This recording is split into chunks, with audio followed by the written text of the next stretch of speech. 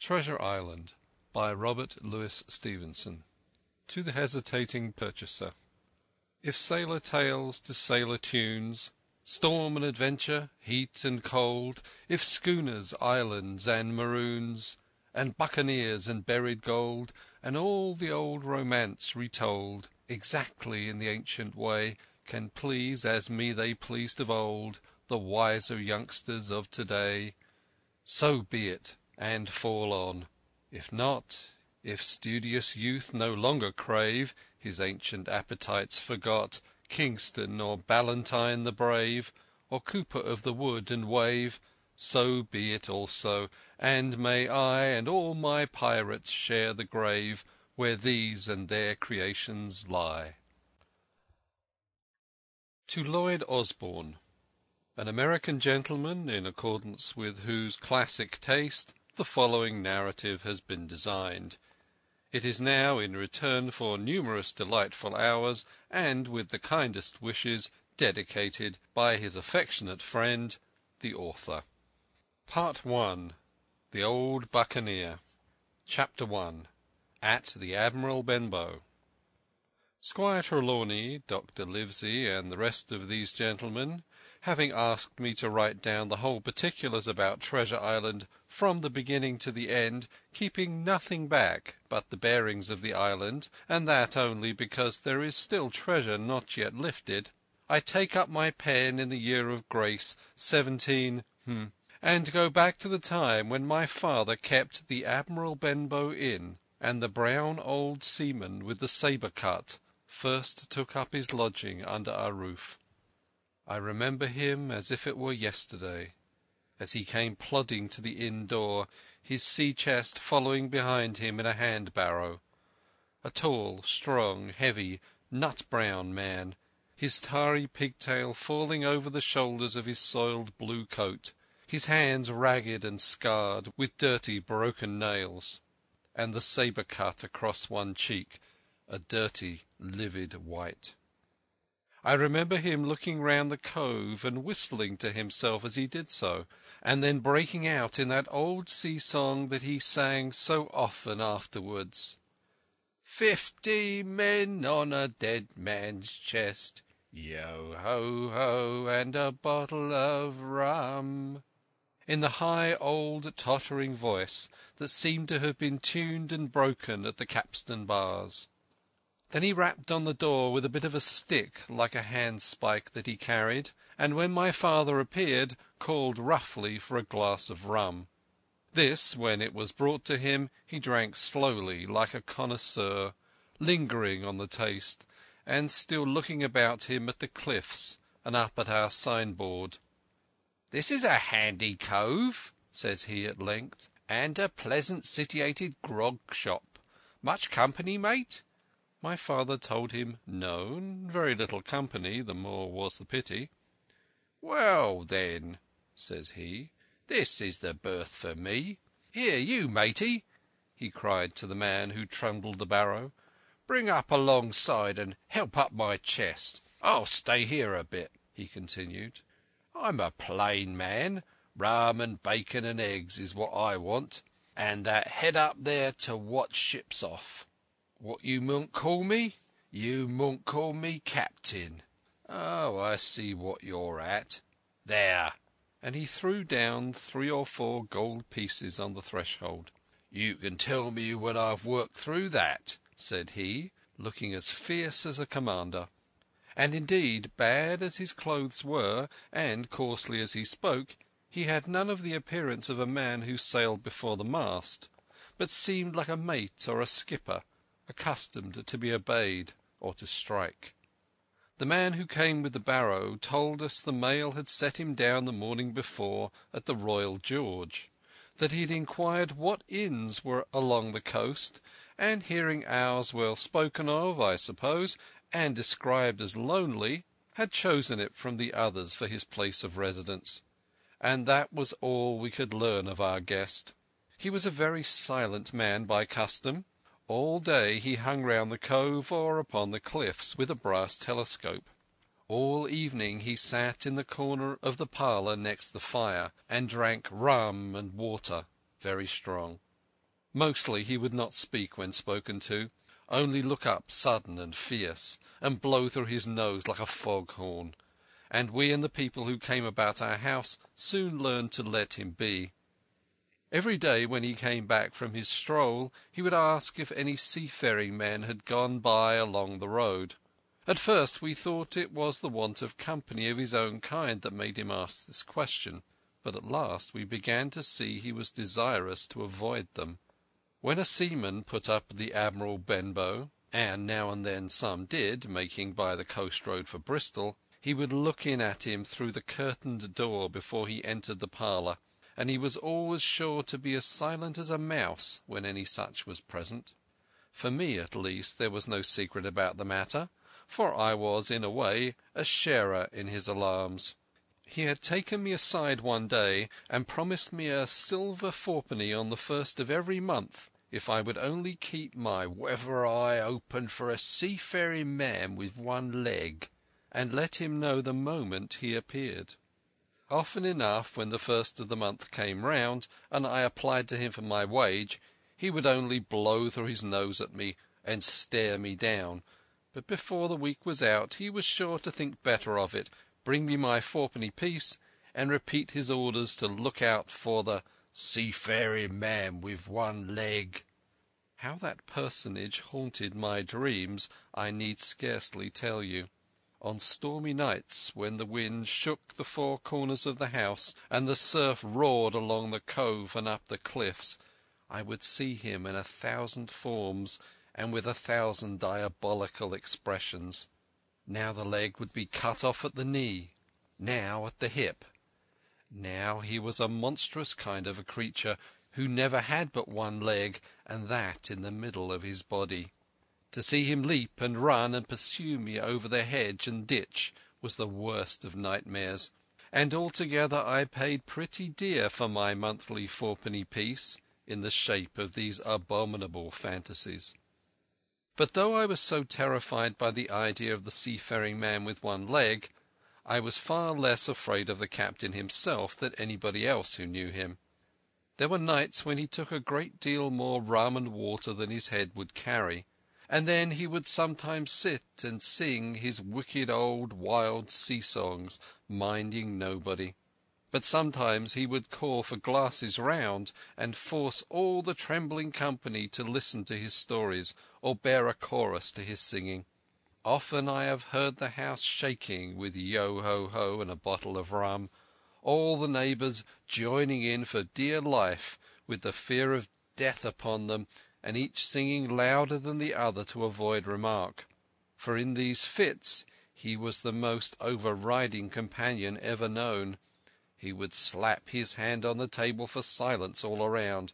He would fly up in a passion of anger at a question, or sometimes because none was put, and so he judged the company was not following his story. Nor would he allow any one to leave the inn till he had drunk himself sleepy and reeled off to bed. His stories were what frightened people worst of all. Dreadful stories they were, about hanging and walking the plank, and storms at sea, and the dry Tortugas, and wild deeds and places on the Spanish Main.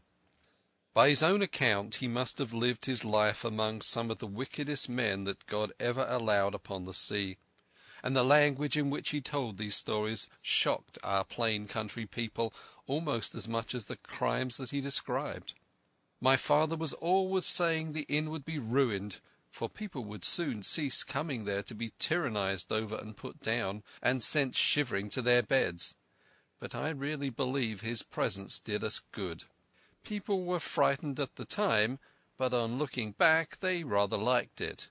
It was a fine excitement in a quiet country life, and there was even a party of the younger men who pretended to admire him, calling him a true sea-dog and a real old salt, and such like names, and saying there was the sort of man that made England terrible at sea.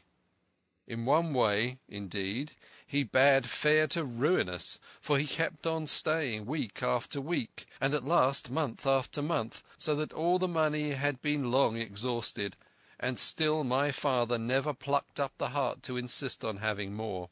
If ever he mentioned it, the captain blew through his nose so loudly that you might say that he roared, and stared my poor father out of the room. I have seen him wringing his hands after such a rebuff, and I am sure the annoyance and the terror he lived in must have greatly hastened his early and unhappy death. All the time he lived with us, the captain made no change whatever in his dress but to buy some stockings from a hawker. One of the cocks of his hat having fallen down, he let it hang from that day forth, though it was a great annoyance when it blew. I remember the appearance of his coat, which he patched himself upstairs in his room, and which, before the end, was nothing but patches. He never wrote or received a letter, and he never spoke with any but the neighbours, and with these, for the most part, only when drunk on rum. The great sea-chest none of us had ever seen open.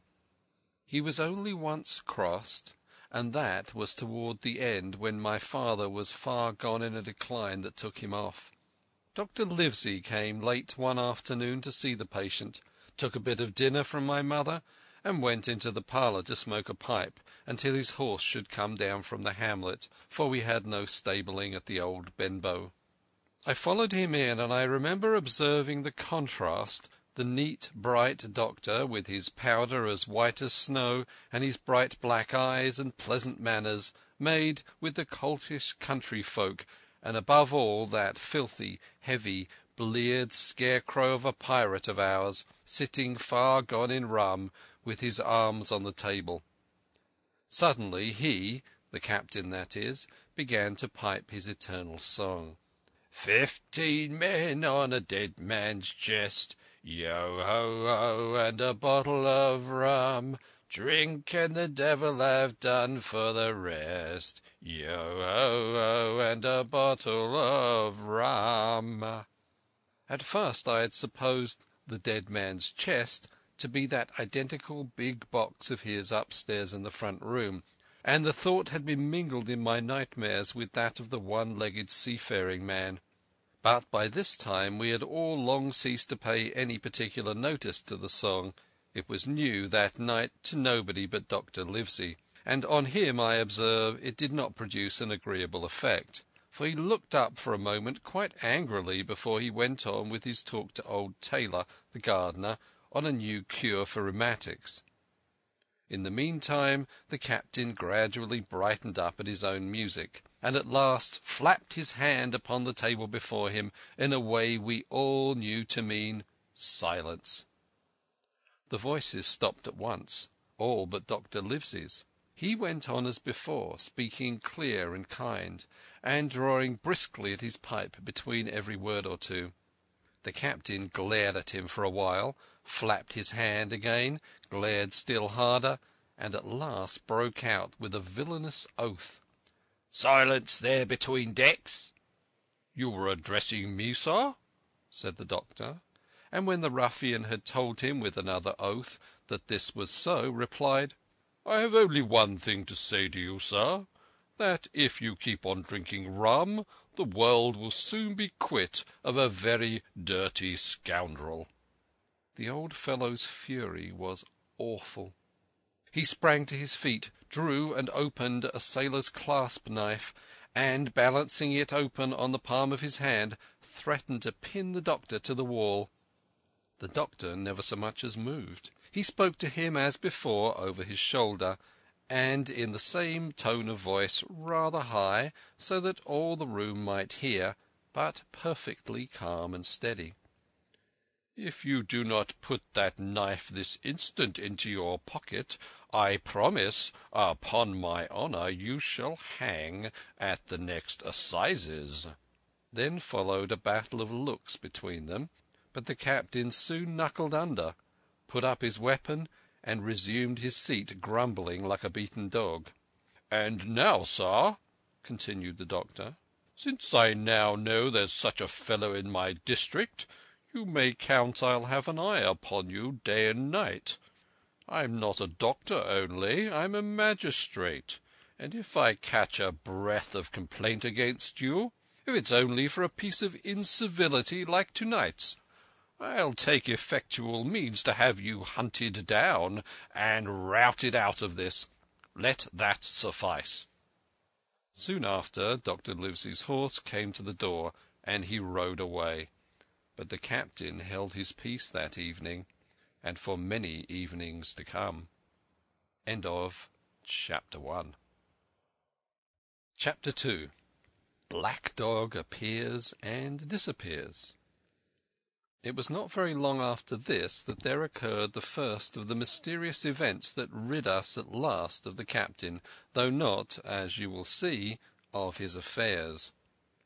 It was a bitter cold winter, with long hard frosts and heavy gales, and it was plain from the first that my poor father was little likely to see the spring. He sank daily, and my mother and I had all the inn upon our hands, and were kept busy enough without paying much regard to our unpleasant guest.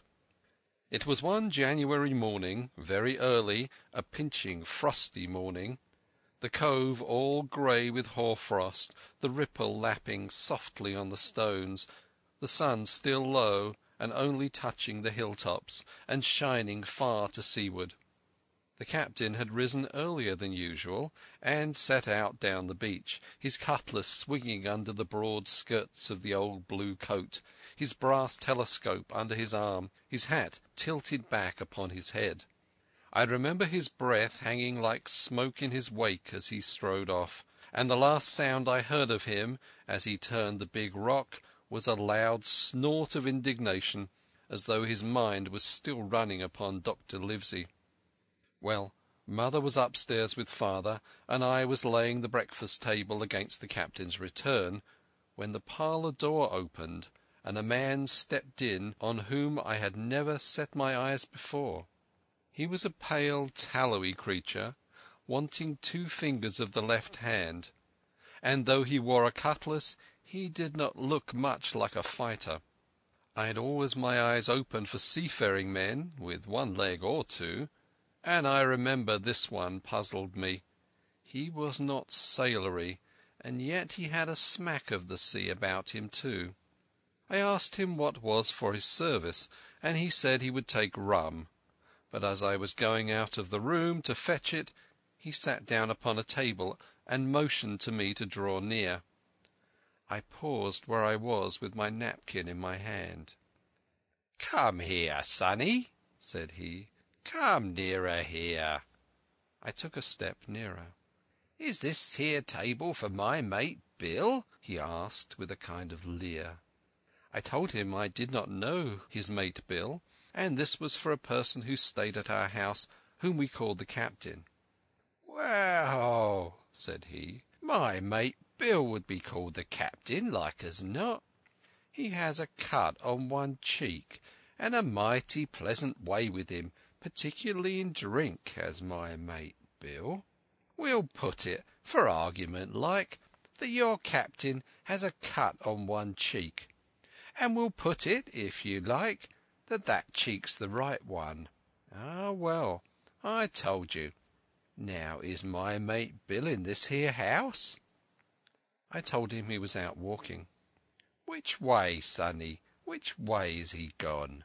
And when I pointed out the rock and told him how the captain was likely to return, and how soon, and answered a few other questions, "Oh," said he, "this'll be as good as drink to my mate Bill." The expression of his face as he said these words was not at all pleasant, and I had my own reasons for thinking that the stranger was mistaken, even supposing he meant what he said. But it was no affair of mine, I thought, and besides, it was difficult to know what to do. The stranger kept hanging about just inside the inn door, peering round the corner like a cat waiting for a mouse. Once I stepped out myself into the road, but he immediately called me back, and as I did not obey quick enough for his fancy, a most horrible change came over his tallowy face, and he ordered me in with an oath that made me jump. As soon as I was back again he returned to his former manner, half fawning, half sneering, patted me on the shoulder and told me I was a good boy, and he had taken quite a fancy to me. "I have a son of my own," said he, "as like to you as two blocks, and he's all the pride of my heart. But the great thing for boys is discipline, sonny. Discipline. Now, if you had sailed along of Bill, you wouldn't have stood there to be spoke to twice, not you. That was never Bill's way, nor the way of sich as sailed with him. And here, sure enough, is my mate Bill, with a spyglass under his arm.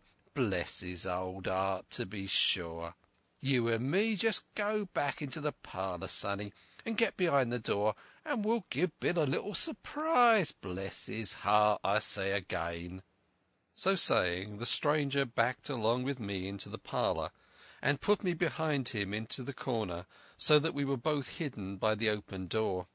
I was very uneasy and alarmed, as you may fancy, but it rather added to my fears to observe that the stranger was certainly frightened himself.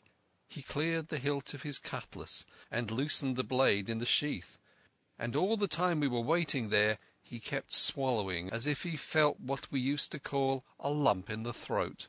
At last in strode the captain, slammed the door behind him without looking to the right or left, and marched straight across the room to where his breakfast waited him. "Bill," said the stranger, in a voice that I thought he had tried to make bold and big. The captain spun round on his heel and fronted us. All the brown had gone out of his face, and even his nose was blue, and he had the look of a man who sees a ghost, or the evil one, or something worse, if anything can be. And upon my word I felt sorry to see him all in a moment turn so old and sick. "Come, Bill, you know me. You know an old shipmate, Bill, surely," said the stranger. The captain made a sort of gasp. "Black dog," said he. "And who else?" returned the other, getting more at his ease. "Black dog as ever was, come for to see his old shipmate Billy at the Admiral Benbow Inn. Oh, Bill, Bill, we have seen a sight of times, us two, since I lost them 2 talons," holding up his mutilated hand. "Now look here," said the captain. "You've run me down. Here I am. Well then, speak up. What is it?" "That's you, Bill," returned Black Dog. "You're in the right of it, Billy. I'll have a glass of rum from this dear child here, as I've took such a liking to, and we'll sit down, if you please, and talk square, like old shipmates." When I returned with the rum, they were already seated on either side of the captain's breakfast table.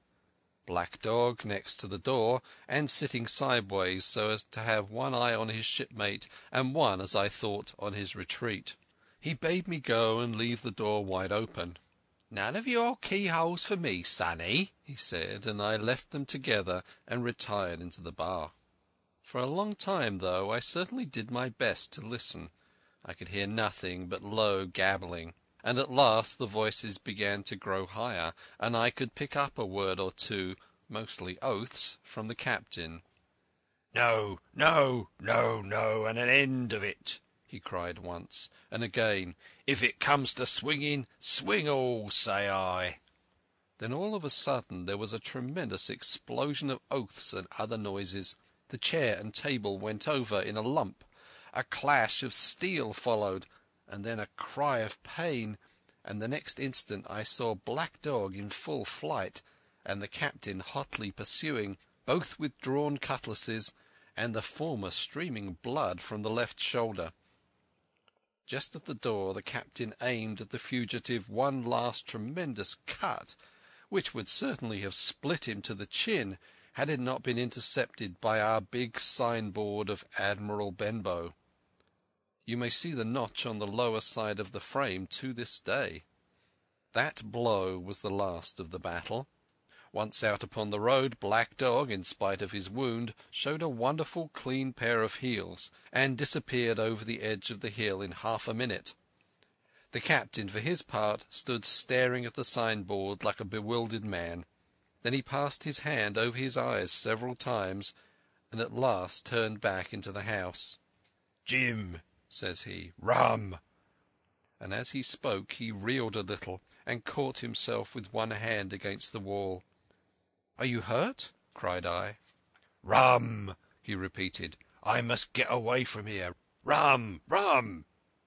I ran to fetch it, but I was quite unsteadied by all that had fallen out, and I broke one glass and fouled the tap, and while I was still getting in my own way I heard a loud fall in the parlour, and running in beheld the captain lying full length upon the floor.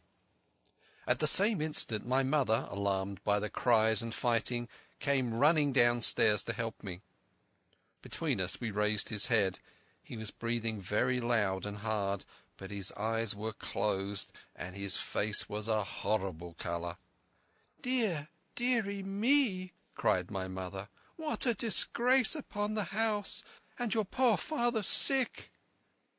In the meantime we had no idea what to do to help the captain, nor any other thought but that he had got his death hurt in the scuffle with the stranger. I got the rum, to be sure, and tried to put it down his throat, but his teeth were tightly shut, and his jaws as strong as iron. It was a happy relief to us when the door opened, and Dr. Livesey came in on his visit to my father. "Oh, doctor," we cried, "what shall we do? Where is he wounded?" "Wounded? A fiddlestick's end," said the doctor. "No more wounded than your eye. The man has had a stroke, as I warned him. Now, Mrs. Hawkins, just you run upstairs to your husband and tell him, if possible, nothing about it. For my part, I must do my best to save this fellow's trebly worthless life. And, Jim, you get me a basin." When I got back with the basin, the doctor had already ripped up the captain's sleeve and exposed his great sinewy arm. It was tattooed in several places. "Here's luck," "A fair wind," and "Billy Bones his fancy" were very neatly and clearly executed on the forearm, and up near the shoulder there was a sketch of a gallows and a man hanging from it, done, as I thought, with great spirit.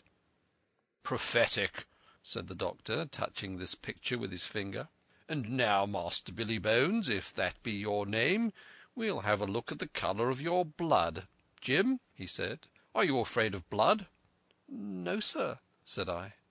"Well, then," said he, "you hold the basin." And with that he took his lancet and opened a vein. A great deal of blood was taken before the captain opened his eyes and looked mistily about him. First he recognized the doctor with an unmistakable frown. Then his glance fell upon me, and he looked relieved. But suddenly his colour changed, and he tried to raise himself, crying, "Where's Black Dog?" "There's no black dog here," said the doctor, "except what you have on your own back. You have been drinking rum. You have had a stroke, precisely as I told you, and I have just, very much against my own will, dragged you head foremost out of the grave. Now, Mr. Bones—" "That's not my name," he interrupted.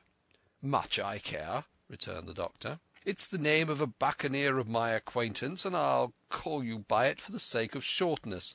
But what I have to say to you is this. One glass of rum won't kill you, but if you take one you'll take another and another, and I'll stake my wig if you don't break off short you'll die. Do you understand that? Die, and go to your own place, like the man in the Bible. Come now, make an effort. I'll help you to your bed for once."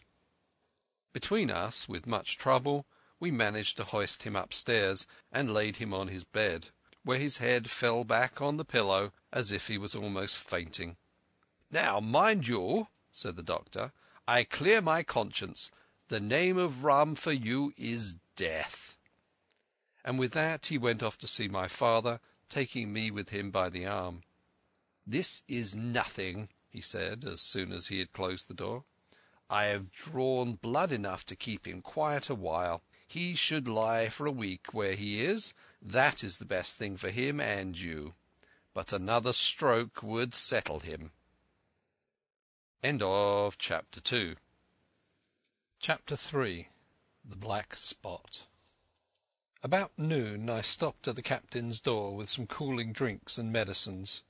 He was lying very much as we had left him, only a little higher, and he seemed both weak and excited. "Jim," he said, "you're the only one here that's worth anything, and you know I've always been good to you. Never a month but I've given you a silver fourpenny for yourself. And now, you see, mate, I'm pretty low and deserted by all. And, Jim, you'll bring me one noggin of rum now, won't you, matey?" "The doctor," I began. But he broke in, cursing the doctor in a feeble voice, but heartily. "Doctors is all swabs," he said. "And that doctor there, why, what does he know about seafaring men? I've been in places hot as pitch, and mates dropping round with Yellow Jack, and the blessed land a heaving like the sea with earthquakes. What do the doctor know of lands like that? And I've lived on rum, I can tell you. It's been meat and drink and man and wife to me, and if I'm not to have my rum now, I'm a poor old hulk on a lee shore. My blood'll be on you, Jim, and that Dr. Swab." And he ran on again for a while with curses. "Look, Jim, how my fingers fidges," he continued in the pleading tone. "I can't keep 'em still, not I. I haven't had a drop this blessed day. That doctor's a fool, I tell you. If I don't have a drain of rum, Jim, I'll have the horrors. I seen some on 'em already. I seen old Flint in the corner there behind you. Plain as print I seen him. And if I get the horrors, I'm a man that has lived rough, and I'll raise Cain. Your doctor hisself said one glass wouldn't hurt me. I'll give you a golden guinea for a noggin, Jim." He was growing more and more excited, and this alarmed me, for my father, who was very low that day, needed quiet. Besides, I was reassured by the doctor's words, now quoted to me, and rather offended by the offer of a bribe. "I want none of your money," said I, "but what you owe my father. I'll get you one glass and no more." When I brought it to him, he seized it greedily and drank it out. "Aye, aye," said he, "that's some better sure enough. And now, matey, did that doctor say how long I was to lie here in this old berth?" "A week at least," said I. "Thunder!" he cried. "A week? I can't do that. They'd have the black spot on me by then. The lubbers is going to get the wind of me this blessed moment. Lubbers as couldn't keep what they got, and want to nail what is another's. Is that seemingly behaviour now, I want to know? But I'm a saving soul. I never wasted good money of mine, nor lost it neither, and I'll trick 'em again. I'm not afraid on them. I'll shake out another reef, matey, and dandle 'em again." As he was thus speaking, he had risen from bed with great difficulty, holding to my shoulder with a grip that almost made me cry out, and moving his legs like so much dead weight. His words, spirited as they were in meaning, contrasted sadly with the weakness of the voice in which they were uttered. He paused when he had got into a sitting position on the edge. "That doctor's done me," he murmured. "My ears is singing. Lay me back." Before I could do much to help him, he had fallen back again to his former place, where he lay for a while silent. "Jim," he said at length, "you saw that seafaring man to-day?" "Black Dog?" I asked. "Ah, Black Dog," said he. "He's a bad un, but there's worse that put him on. Now, if I can't get away nohow, and they tip me the black spot, mind you, it's my old sea chest they're after. You get on a horse. You can, can't you? Well, then, you get on a horse and go to—well, yes, I will—to that eternal Dr. Swab, and tell him to pipe all hands, magistrates and sich, and he'll lay 'em aboard at the Admiral Benbow. All old Flint's crew, man and boy, all on 'em that's left. I was first mate, I was, old Flint's first mate, and I'm the only one as knows the place. He gave it me to Savannah when he lay a-dying, like as if I was to now, you see. But you won't peach unless they got the black spot on me, or unless you see that black dog again, or a seafaring man with one leg, Jim, him above all." "But what is the black spot, Captain?" I asked. "That's a summons, mate. I'll tell you if they get that. But you'll keep your weather eye open, Jim, and I'll share with you equals, upon my honour." He wandered a little longer, his voice growing weaker, but soon after I had given him his medicine, which he took like a child, with the remark, "If ever a seaman wanted drugs, it's me." He fell at last into a heavy swoon-like sleep, in which I left him. What I should have done had all gone well I do not know. Probably I should have told the whole story to the doctor, for I was in mortal fear lest the captain should repent of his confessions and make an end of me. But as things fell out, my poor father died quite suddenly that evening, which put all other matters on one side. Our natural distress, the visits of the neighbours, the arranging of the funeral, and all the work of the inn to be carried on in the meanwhile, kept me so busy that I had scarcely time to think of the captain, far less to be afraid of him.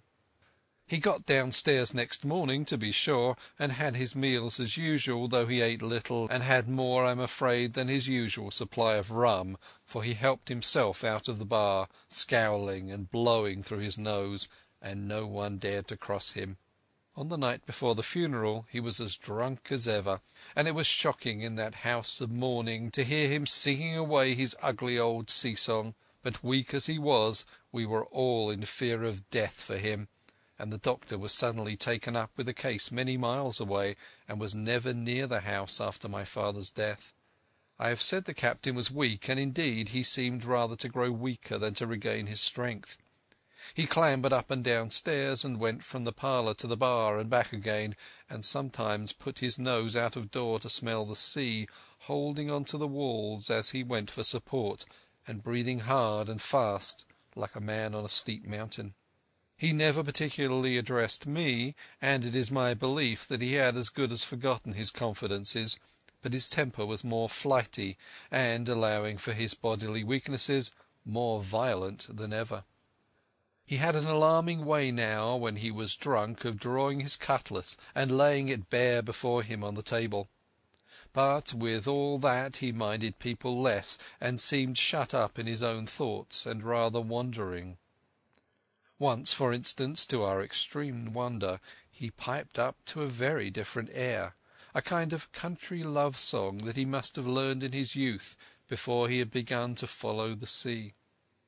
So things passed until the day after the funeral, and about 3 o'clock of a bitter, foggy, frosty afternoon I was standing at the door for a moment, full of sad thoughts about my father, when I saw someone drawing slowly near along the road.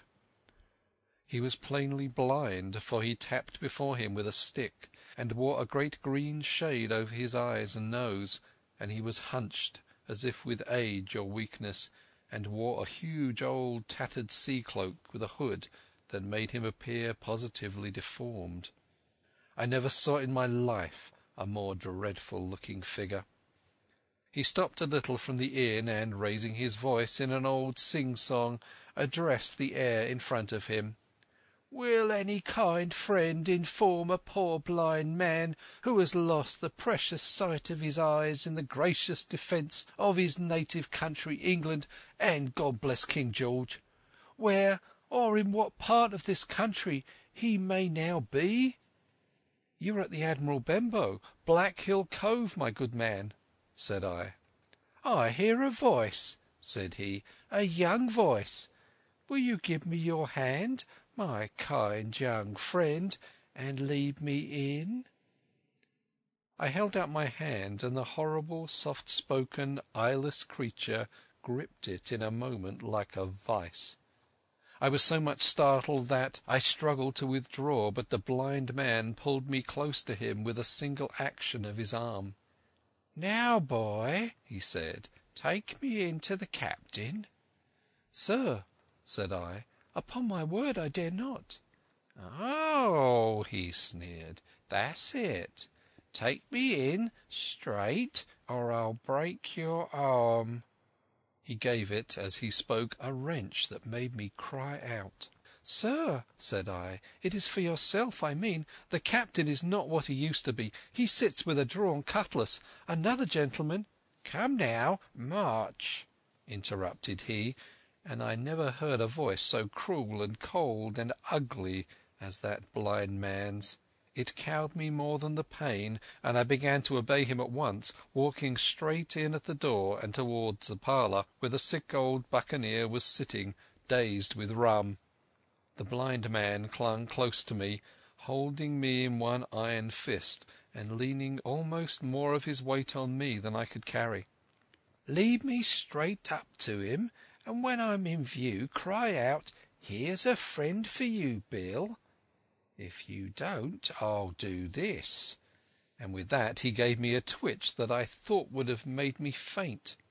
Between this and that I was so utterly terrified by the blind beggar that I forgot my terror of the captain, and as I opened the parlour door, cried out the words he had ordered in a trembling voice. The poor captain raised his eyes, and at one look the rum went out of him and left him staring sober. The expression of his face was not so much of terror as of mortal sickness. He made a movement to rise, but I do not believe he had enough force left in his body. "Now, Bill, sit where you are," said the beggar. "If I can't see, I can hear a finger stirring. Business is business. Hold out your left hand. Boy, take his left hand by the wrist and bring it near to my right."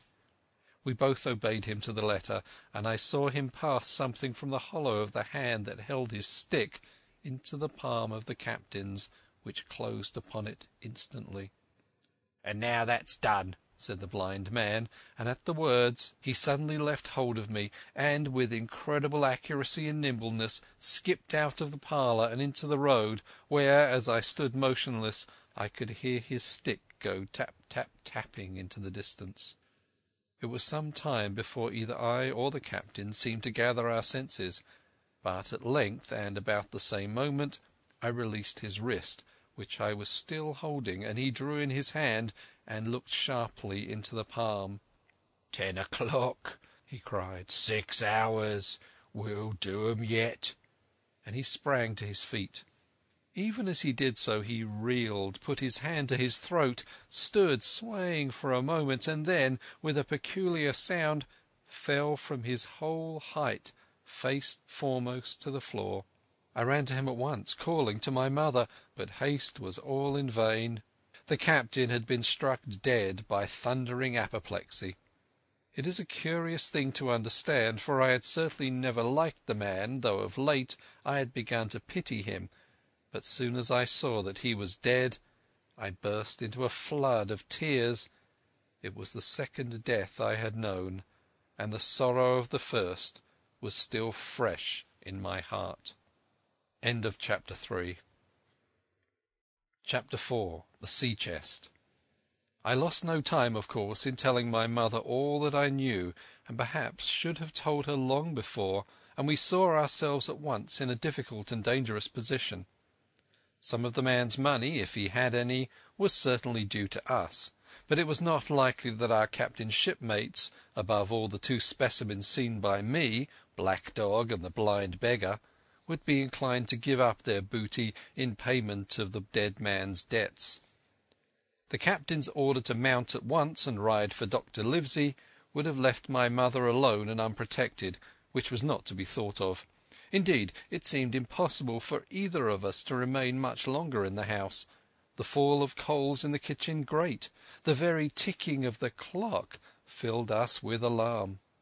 The neighbourhood, to our ears, seemed haunted by approaching footsteps, and what between the dead body of the captain on the parlour floor and the thought of that detestable blind beggar hovering near at hand and ready to return, there were moments when, as the saying goes, I jumped in my skin for terror. Something must speedily be resolved upon, and it occurred to us at last to go forth together and seek help in the neighbouring hamlet. No sooner said than done. Bareheaded as we were, we ran out at once in the gathering evening and the frosty fog. The hamlet lay not many 100 yards away, though out of view on the other side of the next cove, and what greatly encouraged me, it was in an opposite direction from that whence the old blind man had made his appearance, and whither he had presumably returned. We were not many minutes on the road, though we sometimes stopped to lay hold of each other and hearken. But there was no unusual sound, nothing but the low wash of the ripple and the croaking of the inmates of the wood. It was already candlelight when we reached the hamlet, and I shall never forget how much I was cheered to see the yellow shine in doors and windows, but that, as it proved, was the best help we were likely to get in that quarter, for, you would have thought men would have been ashamed of themselves, no soul would consent to return with us to the Admiral Benbow. The more we told of our troubles, the more, man, woman and child, they clung to the shelter of their houses. The name of Captain Flint, though it was strange to me, was well enough known to some there, and carried a great weight of terror. Some of the men who had been to field work on the far side of the Admiral Benbow remembered, besides, to have seen several strangers on the road, and, taking them to be smugglers, to have bolted away. And one at least had seen a little lugger in what we called Kit's Hole. For that matter, anyone who was a comrade of the captain's was enough to frighten them to death. And the short and the long of the matter was that while we could get several who were willing to ride to Dr. Livesey's, which lay in another direction, not one would help us to defend the inn. They say cowardice is infectious, but then argument is, on the other hand, a great emboldener. And so, when each had said his say, my mother made them a speech. She would not, she declared, lose money that belonged to her fatherless boy. "If none of the rest of you dare," she said, "Jim and I dare. Back we will go, the way we came, and small thanks to you big, hulking, chicken-hearted men. We'll have that chest open if we die for it, and I'll thank you for that bag, Mrs. Crossley, to bring back our lawful money in." Of course I said I would go with my mother, and of course they all cried out at our foolhardiness. But even then not a man would go along with us. All they would do was to give me a loaded pistol, lest we were attacked, and to promise to have horses ready saddled, in case we were pursued on our return, while one lad was to ride forward to the doctor's in search of armed assistance. My heart was beating fiercely when we two set forth in the cold night upon this dangerous venture. A full moon was beginning to rise and peered redly through the upper edges of the fog, and this increased our haste, for it was plain, before we came forth again, that all would be bright as day and our departure exposed to the eyes of any watchers. We slipped along the hedges, noiseless and swift, nor did we see anything to increase our terrors till, to our huge relief, the door of the Admiral Benbow had closed behind us. I slipped the bolt at once, and we stood and panted for a moment in the dark, alone in the house with the dead captain's body.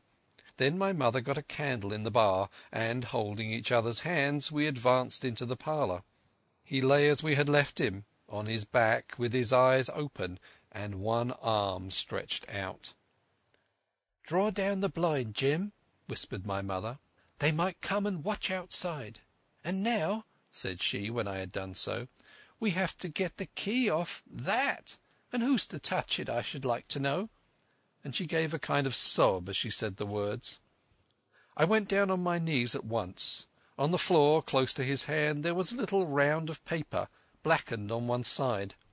I could not doubt that this was the black spot, and, taking it up, I found written on the other side in a very good clear hand this short message: "You have till 10 tonight." "He had till 10, mother," said I, and just as I said it our old clock began striking. This sudden noise startled us shockingly, but the news was good, for it was only 6. "Now, Jim," she said, "that key." I felt in his pockets, one after another. A few small coins, a thimble, and some thread and big needles. A piece of pigtail tobacco, bitten away at the end, his gully with the crooked handle, a pocket compass and a tinder box were all that they contained, and I began to despair. "Perhaps it's round his neck," suggested my mother. Overcoming a strong repugnance, I tore open his shirt at the neck, and there, sure enough, hanging to a bit of tarry string which I cut with his own gully, we found the key. At this triumph we were filled with hope, and hurried downstairs without delay to the little room where he had slept so long, and where his box had stood since the day of his arrival. It was like any other seaman's chest on the outside, the initial B burned on top of it with a hot iron, and the corners somewhat smashed and broken as by long, rough usage. "Give me the key," said my mother, and though the lock was very stiff, she had turned it and thrown back the lid in a twinkling. A strong smell of tobacco and tar arose from the interior, but nothing was to be seen on the top except a suit of very good clothes, carefully brushed and folded. They had never been worn, my mother said. Under that the miscellany began. A quadrant, a tin cannikin, several sticks of tobacco, 2 brace of very handsome pistols, a piece of bar silver, an old Spanish watch, and some other trinkets of little value and mostly foreign make, a pair of compasses mounted with brass, and 5 or 6 curious West Indian shells. I've often wondered since why he should have carried about those shells with him in his wandering, guilty, and hunted life. In the meantime we found nothing of any value but the silver and the trinkets, and neither of these were in our way. Underneath there was an old boat cloak, whitened with sea salt on many a harbour bar.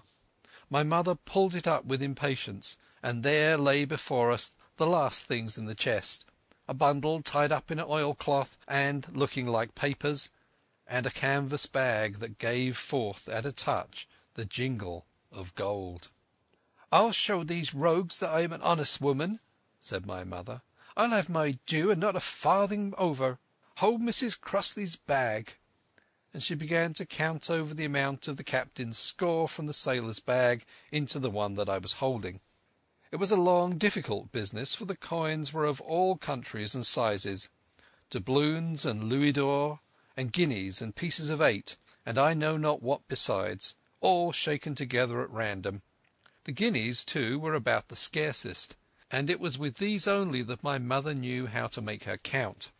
When we were about halfway through, I suddenly put my hand under her arm, for I had heard in the silent frosty air a sound that brought my heart into my mouth, the tip-tapping of the blind man's stick upon the frozen road. It drew nearer and nearer while we sat holding our breath. Then it struck sharp at the inn door, and then we could hear the handle being turned and the bolt rattling as the wretched being tried to enter. And then there was a long time of silence both within and without. At last the tapping recommenced, and to our indescribable joy and gratitude died slowly away again till it ceased to be heard. "Mother," said I, "take the whole and let's be going." For I was sure the bolted door must have seemed suspicious, and would bring the whole hornet's nest about our ears, though how thankful I was that I had bolted it, none could tell who had never met that terrible blind man. But my mother, frightened as she was, would not consent to take a fraction more than was her due, and was obstinately unwilling to be content with less. It was not yet 7, she said, by a long way. She knew her rights, and she would have them, and she was still arguing with me when a little low whistle sounded a good way off upon the hill. That was enough, and more than enough, for both of us. "I'll take what I have," she said, jumping to her feet. "And I'll take this to square the count," said I, picking up the oilskin packet. Next moment we were both groping downstairs, leaving the candle by the empty chest, and the next we had opened the door and were in full retreat. We had not started a moment too soon. The fog was rapidly dispersing. Already the moon shone quite clear on the high ground on either side, and it was only in the exact bottom of the dell and round the tavern door that a thin veil still hung unbroken to conceal the first steps of our escape. Far less than halfway to the hamlet, very little beyond the bottom of the hill, we must come forth into the moonlight. Nor was this all, for the sound of several footsteps running came already to our ears, and as we looked back in their direction a light, tossing to and fro and still rapidly advancing, showed that one of the newcomers carried a lantern. "My dear," said my mother suddenly, "take the money and run on. I am going to faint." This was certainly the end for both of us, I thought. How I cursed the cowardice of the neighbours! How I blamed my poor mother for her honesty and her greed, for her past foolhardiness and present weakness! We were just at the little bridge by good fortune, and I helped her, tottering as she was, to the edge of the bank, where, sure enough, she gave a sigh and fell on my shoulder. I do not know how I found the strength to do it all, and I am afraid it was roughly done, but I managed to drag her down the bank and a little way under the arch. Farther I could not move her, for the bridge was too low to let me do more than crawl below it. So there we had to stay, my mother almost entirely exposed, and both of us within earshot of the inn. End of Chapter 4. Chapter 5. The Last of the Blind Man. My curiosity, in a sense, was stronger than my fear, for I could not remain where I was, but crept back to the bank again, whence, sheltering my head behind a bush of broom, I might command the road before our door. I was scarcely in position ere my enemies began to arrive, 7 or 8 of them, running hard, their feet beating out of time along the road, and the man with the lantern some paces in front. 3 men ran together, hand in hand, and I made out, even through the mist, that the middleman of this trio was the blind beggar. The next moment his voice showed me I was right. "Down with the door!" he cried. "Aye, aye, sir," answered 2 or 3, and a rush was made upon the Admiral Benbow, the lantern-bearer following, and then I could see them pause and hear speeches passed in a lower key, as if they were surprised to find the door open. But the pause was brief, for the blind man again issued his commands. His voice sounded louder and higher, as if he were afire with eagerness and rage. "In! In! In!" he shouted, and cursed them for their delay. 4 or 5 of them obeyed at once, 2 remaining on the road with the formidable beggar. There was a pause, then a cry of surprise, then a voice shouting from the house, "Bill's dead!" But the blind man swore at them again for their delay. "Search him, some of you shrinking lubbers, and the rest of you, aloft and get the chest!" he cried. I could hear their feet rattling up our old stairs, so that the house must have shook with it. Promptly afterwards fresh sounds of astonishment arose. The window of the captain's room was thrown open with a slam and a jingle of broken glass, and a man leaned out into the moonlight, head and shoulders, and addressed the blind beggar on the road below him. "Pew!" he cried. "They've been before us. Someone's turned the chest out, alow and aloft." "Is it there?" roared Pew. "The money's there." The blind man cursed the money. "Flint's fist, I mean," he cried. "I don't see it here nohow," returned the man. "Here, you below there, is it on Bill?" cried the blind man again. At that another fellow, probably he who had remained below to search the captain's body, came to the door of the inn. "Bill's been overhauled already," he said. "Nothing left." "It's these people of the inn. It's that boy. I wish I had put his eyes out," cried the blind man Pew. "They were here no time ago. They had the door bolted when I tried it. Scatter, lads, and find 'em."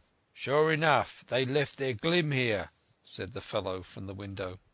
"Scatter and find 'em. Rout the house out," reiterated Pew, striking with his stick upon the road. Then there followed a great to-do through all our old inn. Heavy feet pounding to and fro, furniture all thrown over, doors kicked in, until the very rocks re-echoed and the men came out again, one after another, on the road, and declared that we were nowhere to be found. And just then the same whistle that had alarmed my mother and myself over the dead captain's money was once more clearly audible through the night, but this time twice repeated. I had thought it to be the blind man's trumpet, so to speak, summoning his crew to the assault, but I now found that it was a signal from the hillside toward the hamlet, and from its effect upon the buccaneers, a signal to warn them of approaching danger. "There's Dirk again," said one. "Twice. We'll have to budge, mates." "Budge you, skulk," cried Pew. "Dirk was a fool and a coward from the first. You wouldn't mind him. They must be close by. They can't be far. You have your hands on it. Scatter and look for 'em, dogs, or shiver my soul," he cried, "if I had eyes." This appeal seemed to produce some effect, for two of the fellows began to look here and there among the timber, but half-heartedly, I thought, and with half an eye to their own danger all the time, while the rest stood irresolute on the road. "You have your hands on thousands, you fools, and you hang a leg. You'll be as rich as kings if you could find it, and you stand there skulking. There wasn't one of you dared face Bill and I did it, a blind man, and I'm to lose my chance for you. I'm to be a poor crawling beggar, sponging for rum when I might be rolling in a coach. If you had the pluck of a weevil in a biscuit, you would catch them still." "Hang it, Pew, we've got the doubloons," grumbled one. "They might have hid the blessed thing," said another. "Take the Georges, Pew, and don't stand there squalling." Squalling was the word for it. Pew's anger rose so high at these objections, till at last, his passion completely taking the upper hand, he struck at them right and left in his blindness, and his stick sounded heavily on more than one. These, in their turn, cursed back at the blind miscreant, threatened him in horrid terms, and tried in vain to catch the stick and wrest it from his grasp. This quarrel was the saving of us, for while it was still raging, another sound came from the top of the hill on the side of the hamlet, the tramp of horses galloping. Almost at the same time a pistol-shot, flash and report came from the hedge-side, and that was plainly the last signal of danger, for the buccaneers turned at once and ran, separating in every direction, one seaward along the cove, one slant across the hill, and so on, so that in half a minute not a sign of them remained but Pew. Him they had deserted, whether in sheer panic or out of revenge for his ill words and blows, I know not. But there he remained behind, tapping up and down the road in a frenzy, and groping and calling for his comrades. Finally he took the wrong turn, and ran a few steps past me towards the hamlet, crying, "Johnny! Black Dog! Dirk!" and other names. "You won't leave old Pew, mate, not old Pew." Just then the noise of horses topped the rise, and 4 or 5 riders came in sight in the moonlight and swept at full gallop down the slope. At this Pew saw his error, turned with a scream, and ran straight for the ditch, into which he rolled.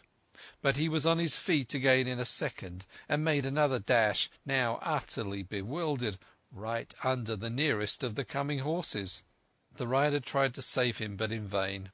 Down went Pew with a cry that rang high into the night, and the 4 hoofs trampled and spurned him and passed by. He fell on his side, then gently collapsed upon his face and moved no more. I leapt to my feet and hailed the riders. They were pulling up, at any rate, horrified at the accident, and I soon saw what they were. One, trailing out behind the rest, was a lad that had gone from the hamlet to Dr. Livesey's. The rest were revenue officers, whom he had met by the way, and with whom he had had the intelligence to return at once. Some news of the lugger in Kit's Hole had found its way to Supervisor Dance, and set him forth that night in our direction, and to that circumstance my mother and I owed our preservation from death. Pugh was dead, stone dead. As for my mother, when we carried her up to the hamlet, a little cold water and some salts very soon brought her back again, and she was none the worse for her terror, though she still continued to deplore the balance of the money. In the meantime the supervisor rode on as fast as he could to Kit's Hole, but his men had to dismount and grope down the dingle, leading and sometimes supporting their horses, and in continual fear of ambushes, so it was no great matter for surprise that when they got down to the hole the lugger was already under way, though still close in. He hailed her.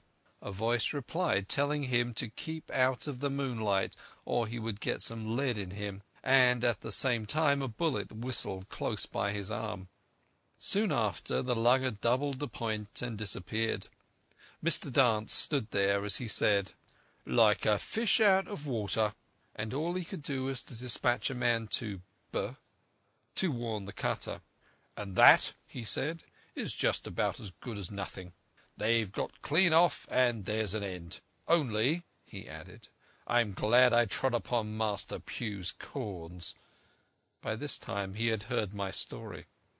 I went back with him to the Admiral Benbow, and you cannot imagine a house in such a state of smash. The very clock had been thrown down by these fellows in their furious hunt after my mother and myself, and though nothing had actually been taken away except the captain's money-bag and a little silver from the till, I could see at once that we were ruined. Mr. Dance could make nothing of the scene. "They got the money, you say? Well then, Hawkins, what in fortune were they after? More money, I suppose?"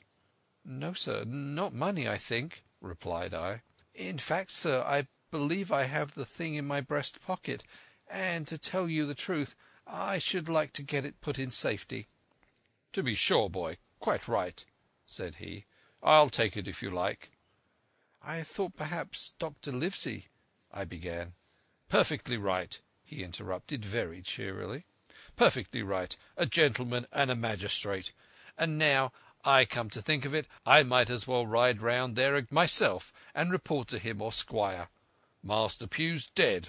When all's done, not that I regret it, but he's dead, you see, and people will make it out against an officer of His Majesty's revenue, if make it out they can. Now, I'll tell you, Hawkins, if you like, I'll take you along." I thanked him heartily for the offer, and we walked back to the hamlet where the horses were. By the time I had told my mother of my purpose, they were all in the saddle. "Dogger," said Mr. Dance, "you have a good horse. Take up this lad behind you." As soon as I was mounted, holding on to Dogger's belt, the supervisor gave the word, and the party struck out at a bouncing trot on the road to Dr. Livesey's house. End of Chapter 5. Chapter 6. The Captain's Papers. We rode hard all the way till we drew up before Dr. Livesey's door. The house was all dark to the front. Mr. Dance told me to jump down and knock, and Dogger gave me a stirrup to descend by. The door was opened almost at once by a maid. "Is Dr. Livesey in?" I asked. "No," she said. He had come home in the afternoon, but had gone up to the hall to dine and pass the evening with the squire. "So there we go, boys," said Mr. Dance. This time, as the distance was short, I did not mount, but ran with Dogger's stirrup leather to the lodge gates, and up the long, leafless, moonlit avenue to where the white line of the hall buildings looked on either hand on great old gardens. There Mr. Dance dismounted, and, taking me along with him, was admitted at a word into the house. The servant led us down a matted passage, and showed us at the end into a great library, all lined with bookcases and busts on top of them, where the squire and Dr. Livesey sat, pipe in hand, on either side of a bright fire. I had never seen the squire so near at hand. He was a tall man, over 6 feet high, and broad in proportion, and he had a bluff, rough and ready face, all roughened and redded and lined in his long travels. His eyebrows were very black, and moved readily, and this gave him a look of some temper, not bad, you would say, but quick and high. "Come in, Mr. Dance," said he, very stately and condescending. "Good evening, Dance," said the doctor with a nod, "and good evening to you, friend Jim. What good wind brings you here?" The supervisor stood up straight and stiff, and told his story like a lesson. But you should have seen how the two gentlemen leaned forward and looked at each other, and forgot to smoke in their surprise and interest. When they heard how my mother went back to the inn, Dr. Livesey fair slapped his thigh, and the squire cried "Bravo!" and broke his long pipe against the grate. Long before it was done, Mr. Trelawney, that you will remember was the squire's name, had got up from his seat and was striding about the room, and the doctor, as if to hear the better, had taken off his powdered wig and sat there looking very strange indeed with his own close-cropped black poll. At last Mr. Dance finished the story. "Mr. Dance," said the squire, "you are a very noble fellow. And as for riding down that black, atrocious miscreant, I regard it as an act of virtue, sir, like stamping on a cockroach. This lad Hawkins is a trump, I perceive. Hawkins, will you ring that bell? Mr. Dance must have some ale." "And so, Jim," said the doctor, "you have the thing that they were after, have you?" "Here it is, sir," said I, and gave him the oilskin packet.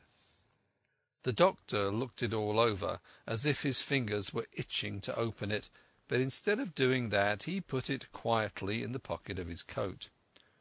"Squire," said he, "when Dance has had his ale, he must, of course, be off on his Majesty's service. But I mean to keep Jim Hawkins here to sleep at my house, and, with your permission, I propose we should have up the cold pie and let him sup." "As you will, Livesey," said the squire. "Hawkins has earned better than cold pie." So a big pigeon pie was brought in and put on a side table, and I made a hearty supper, for I was as hungry as a hawk, while Mr. Dance was further complimented and at last dismissed. "And now, squire," said the doctor. "And now, Livesey," said the squire in the same breath. "One at a time, one at a time," laughed Dr. Livesey. "You have heard of this Flint, I suppose?" "Heard of him?" cried the squire. "Heard of him, you say? He was the bloodthirstiest buccaneer that sailed. Blackbeard was a child to Flint. The Spaniards were so prodigiously afraid of him that, I tell you, sir, I was sometimes proud that he was an Englishman. I have seen his topsails with these eyes off Trinidad, and the cowardly son of a rum puncheon that I sailed with put back, sir, into the port of Spain." "Well, I've heard of him myself in England," said the doctor. "But the point is, had he money?" "Money?" cried the squire. "Have you heard the story? What were these villains after but money? What do they care for but money? For what would they risk their rascal carcasses but money?" "That we shall soon know," replied the doctor. "But you are so confoundedly hot-headed and exclamatory that I cannot get a word in. What I want to know is this. Suppose that I have here in my pocket some clue to where Flint buried his treasure.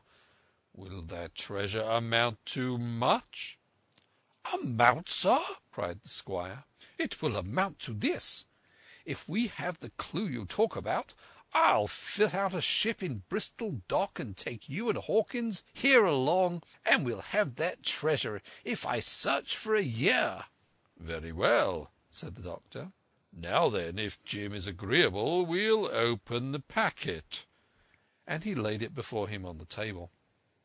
The bundle was sewn together, and the doctor had to get out his instrument case and cut the stitches with his medical scissors.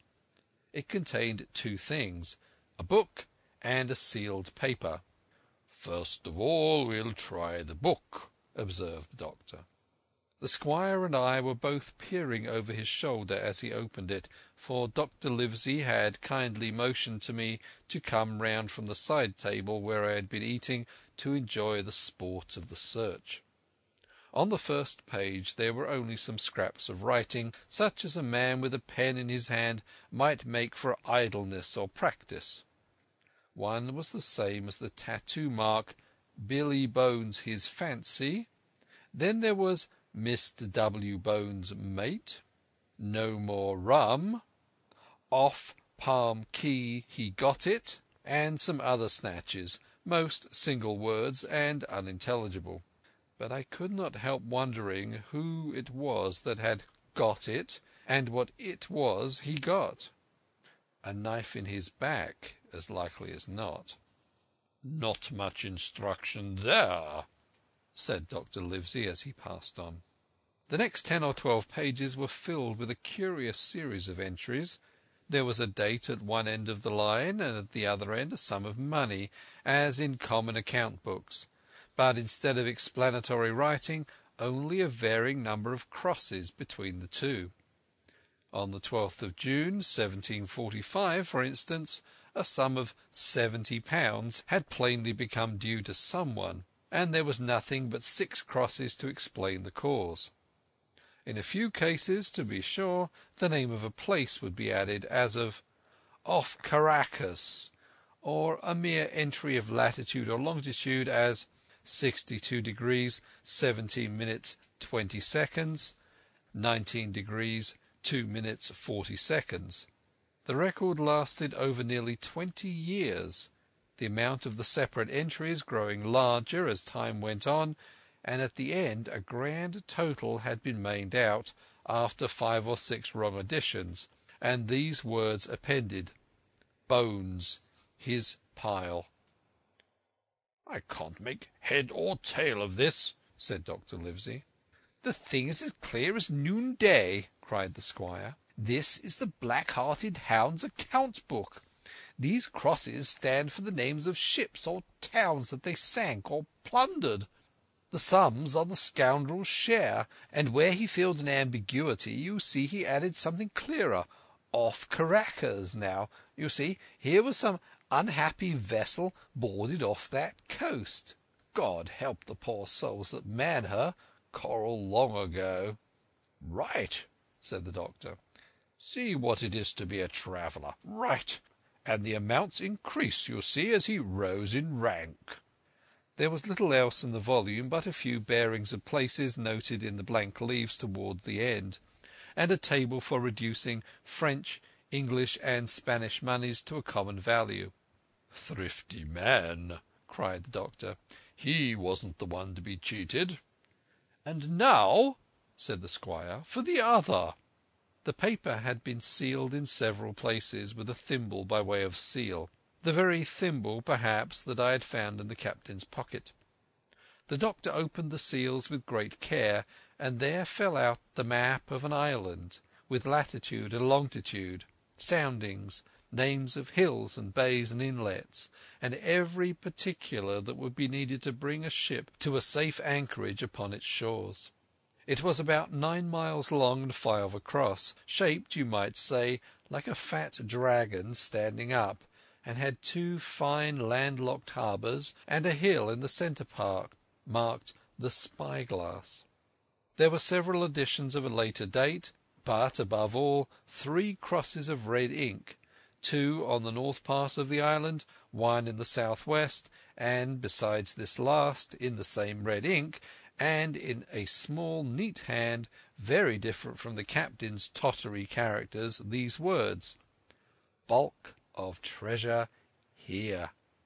Over the back the same hand had written this further information: "Tall tree, spyglass shoulder, bearing a point to the north of nor'-nor'-east, Skeleton Island, south-south-east by east, 10 feet. The bar silver is in the North Cache. You can find it by the trend of the East Hummock, 10 fathoms south of the Black Crag with the face on it. The arms are easy found in the sandhill north point of North Inlet, Cape, bearing east and a quarter north. J.F. That was all. But brief as it was, and to me incomprehensible, it filled the squire and Dr. Livesey with delight. "Livesey," said the squire, "you will give up this wretched practice at once. Tomorrow I start for Bristol. In 3 weeks' time, 3 weeks, 2 weeks, 10 days, we'll have the best ship, sir, and the choicest crew in England. Hawkins shall come as cabin boy. You'll make a famous cabin boy, Hawkins. You, Livesey, are ship's doctor. I am admiral. We'll take Redruth, Joyce, and Hunter. We'll have favourable winds, a quick passage, and not the least difficulty in finding the spot, and money to eat, to roll in, to play duck and drake with ever after." "Trelawney," said the doctor, "I'll go with you, and I'll go bail for it, so with Jim, and be a credit to the undertaking. There's only one man I'm afraid of." "And who's that?" cried the squire. "Name the dog, sir." "You," replied the doctor, "for you cannot hold your tongue. We are not the only men who know of this paper. These fellows who attacked the inn tonight, bold, desperate blades to be sure, and the rest who stayed aboard that lugger, and more, I dare say, not far off, are, one and all, through thick and thin, bound that they will get that money. We must none of us go alone till we get to sea. Jim and I shall stick together in the meantime, and you'll take Joyce and Hunter when you ride to Bristol, and from first to last not one of us must breathe a word of what we've found." "Livesey," returned the squire, "you are always in the right of it. I'll be silent as the grave."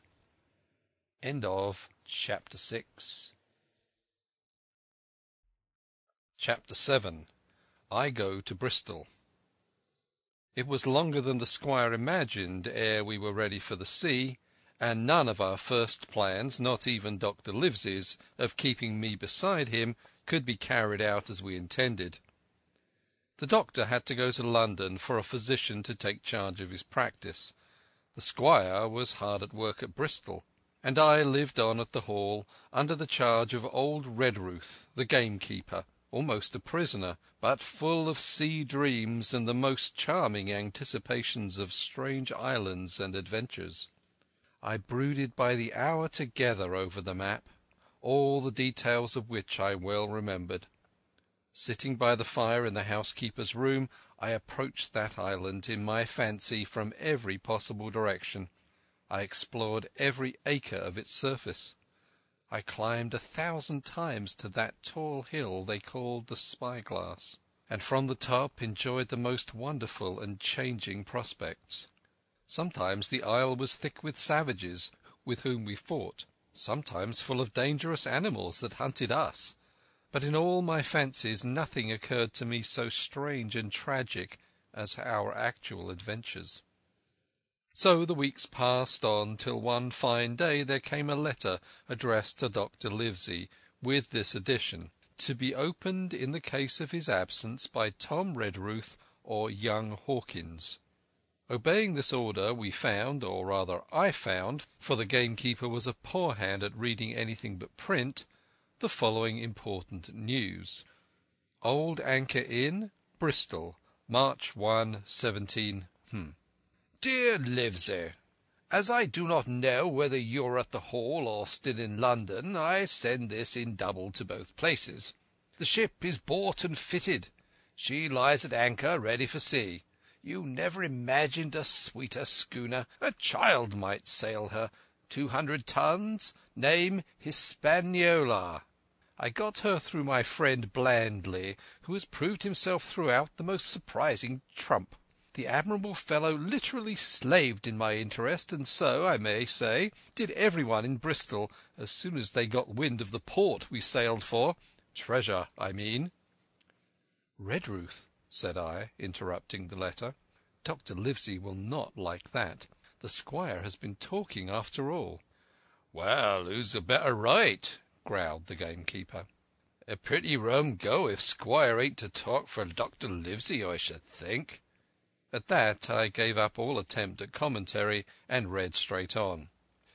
"Blandly himself found the Hispaniola, and by the most admirable management got her for the merest trifle.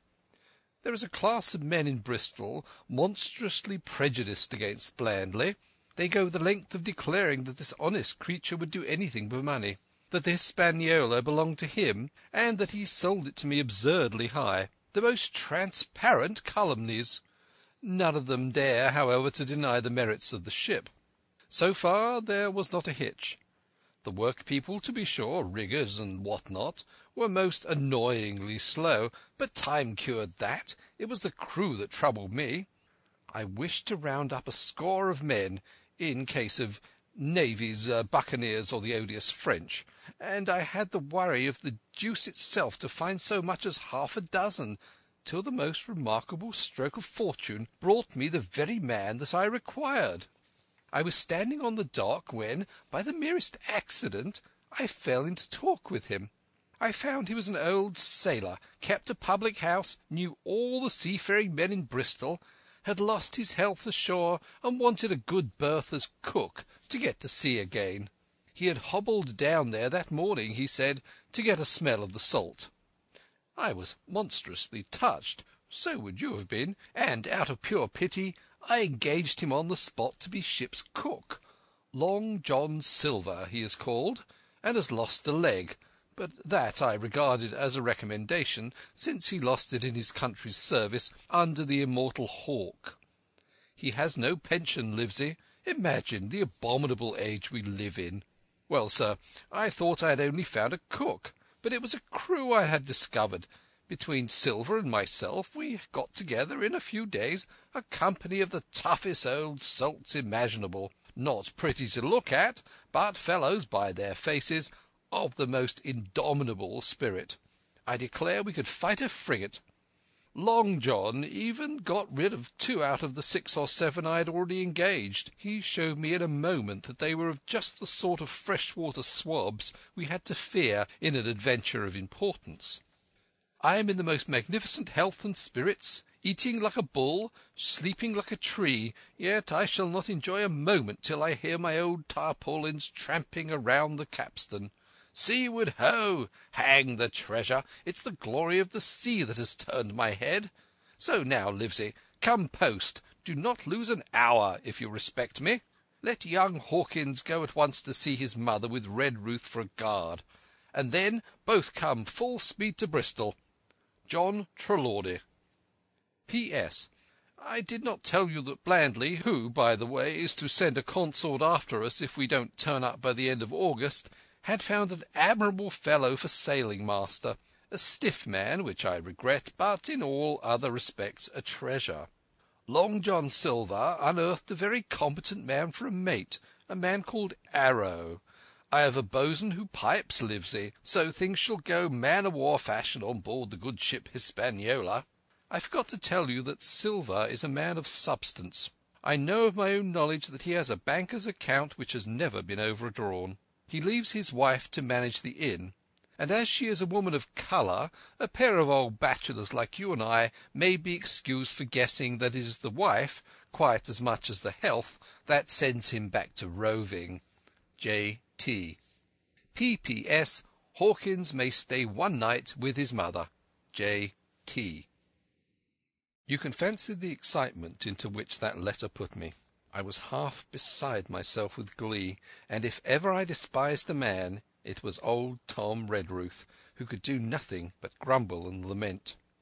Any of the under gamekeepers would gladly have changed places with him, but such was not the squire's pleasure, and the squire's pleasure was like law among them all. Nobody but old Redruth would have dared so much as even to grumble.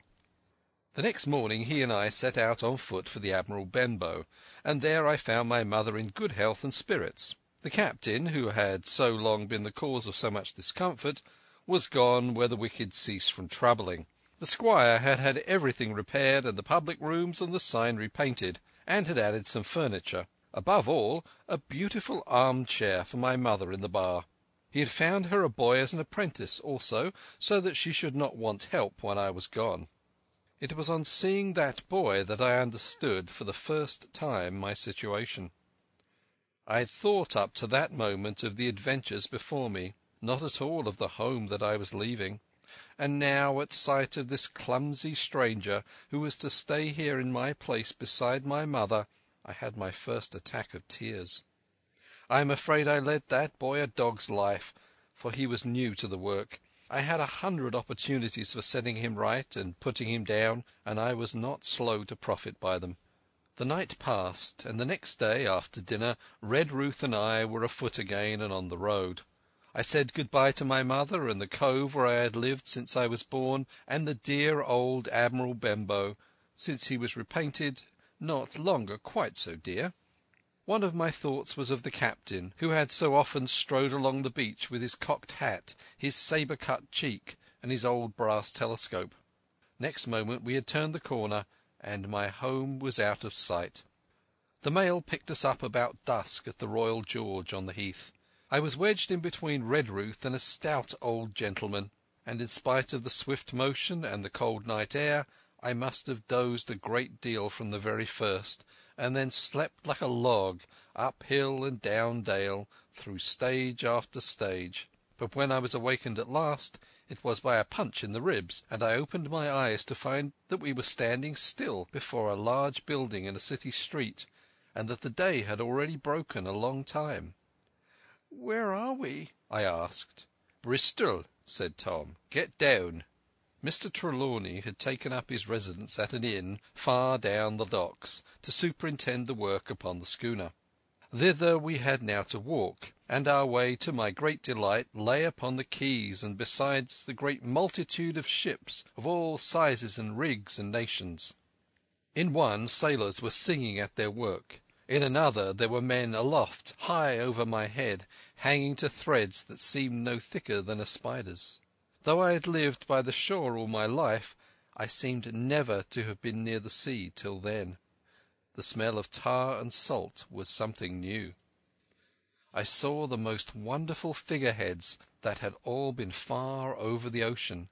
I saw besides many old sailors with rings in their ears and whiskers curled in ringlets and tarry pigtails and their swaggering clumsy sea walk. And if I had seen as many kings or archbishops, I could not have been more delighted.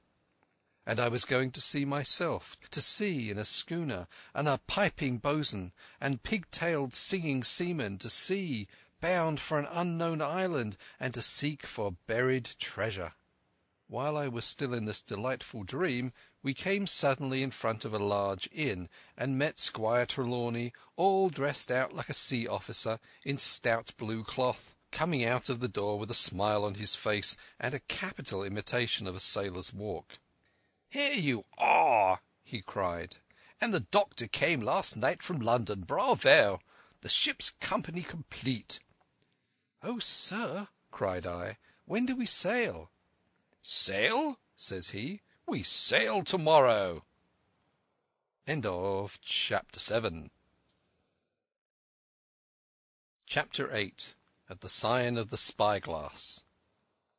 When I had done breakfasting, the squire gave me a note addressed to John Silver at the Sign of the Spyglass, and he told me I should easily find the place by following the line of the docks and keeping a bright lookout for a little tavern with a large brass telescope for a sign. I set off, overjoyed at this opportunity to see some more of the ships and seamen, and picked my way among a great crowd of people and carts and bales, for the dock was now at its busiest, until I found the tavern in question. It was a bright enough little place of entertainment. The sign was newly painted, the windows had neat red curtains, the floor was cleanly sanded. There was a street on either side, and an open door on both, which made the large low room pretty clear to see in spite of clouds of tobacco smoke. The customers were mostly seafaring men, and they talked so loudly that I hung at the door, almost afraid to enter. As I was waiting, a man came out of a side room, and at a glance I was sure he must be Long John. His leg was cut off close by the hip, and under the left shoulder he carried a crutch, which he managed with a wonderful dexterity, hopping about upon it like a bird. He was very tall and strong, with a face as big as a ham, plain and pale, but intelligent and smiling. Indeed, he seemed in the most cheerful spirits, whistling as he moved about among the tables, with a merry word or a slap on the shoulder for the more favoured of his guests. Now, to tell you the truth, from the very first mention of Long John in Squire Trelawney's letter, I had taken a fear in my mind that he might prove to be the very one-legged sailor whom I had watched for so long at the old Benbow. But one look at the man before me was enough. I had seen the captain, and Black Dog, and the blind man Pugh, and I thought I knew what a buccaneer was like. A very different creature, according to me, from this clean and pleasant-tempered landlord. I plucked up courage at once, crossed the threshold, and walked right up to the man where he stood, propped on his crutch, talking to a customer. "Mr. Silver, sir?" I asked, holding out the note. "Yes, my lad," said he, "such is my name, to be sure. And who may you be?" And when he saw the squire's letter, he seemed to me to give something almost like a start. "Oh," said he, quite aloud, and offering his hand, "I see. You are a new cabin boy. Pleased I am to see you." And he took my hand in his large, firm grasp. Just then one of the customers at the far side rose suddenly and made for the door. It was close by him, and he was out in the street in a moment. But his hurry had attracted my notice, and I recognized him at a glance. It was the tallow-faced man, wanting 2 fingers, who had come first to the Admiral Benbow. "Oh," I cried, "stop him! It's Black Dog."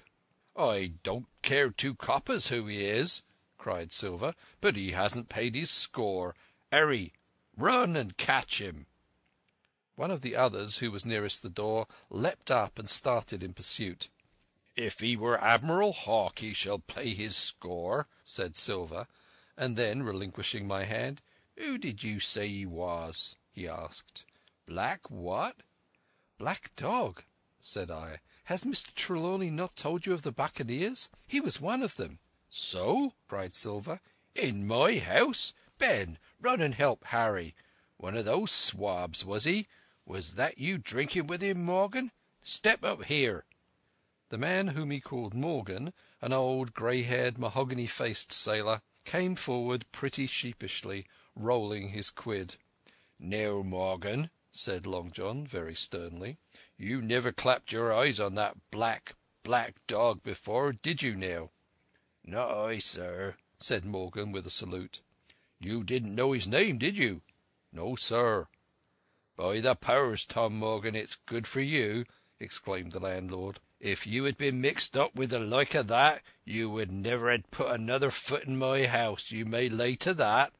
And what was he saying to you?" "I don't rightly know, sir," answered Morgan. "Do you call that a head on your shoulders or a blessed dead-eye?" cried Long John. "Don't rightly know, don't you? Perhaps you don't happen to rightly know who you were speaking to, perhaps. Come now, what was he jawing? Voyages, captains, ships? Pipe up. What was it?" "We was a-talking of keel-hauling," answered Morgan. "Keel-hauling, was you? And a mighty suitable thing, too, and you may lay to that. Get back to your place for a lubber, Tom."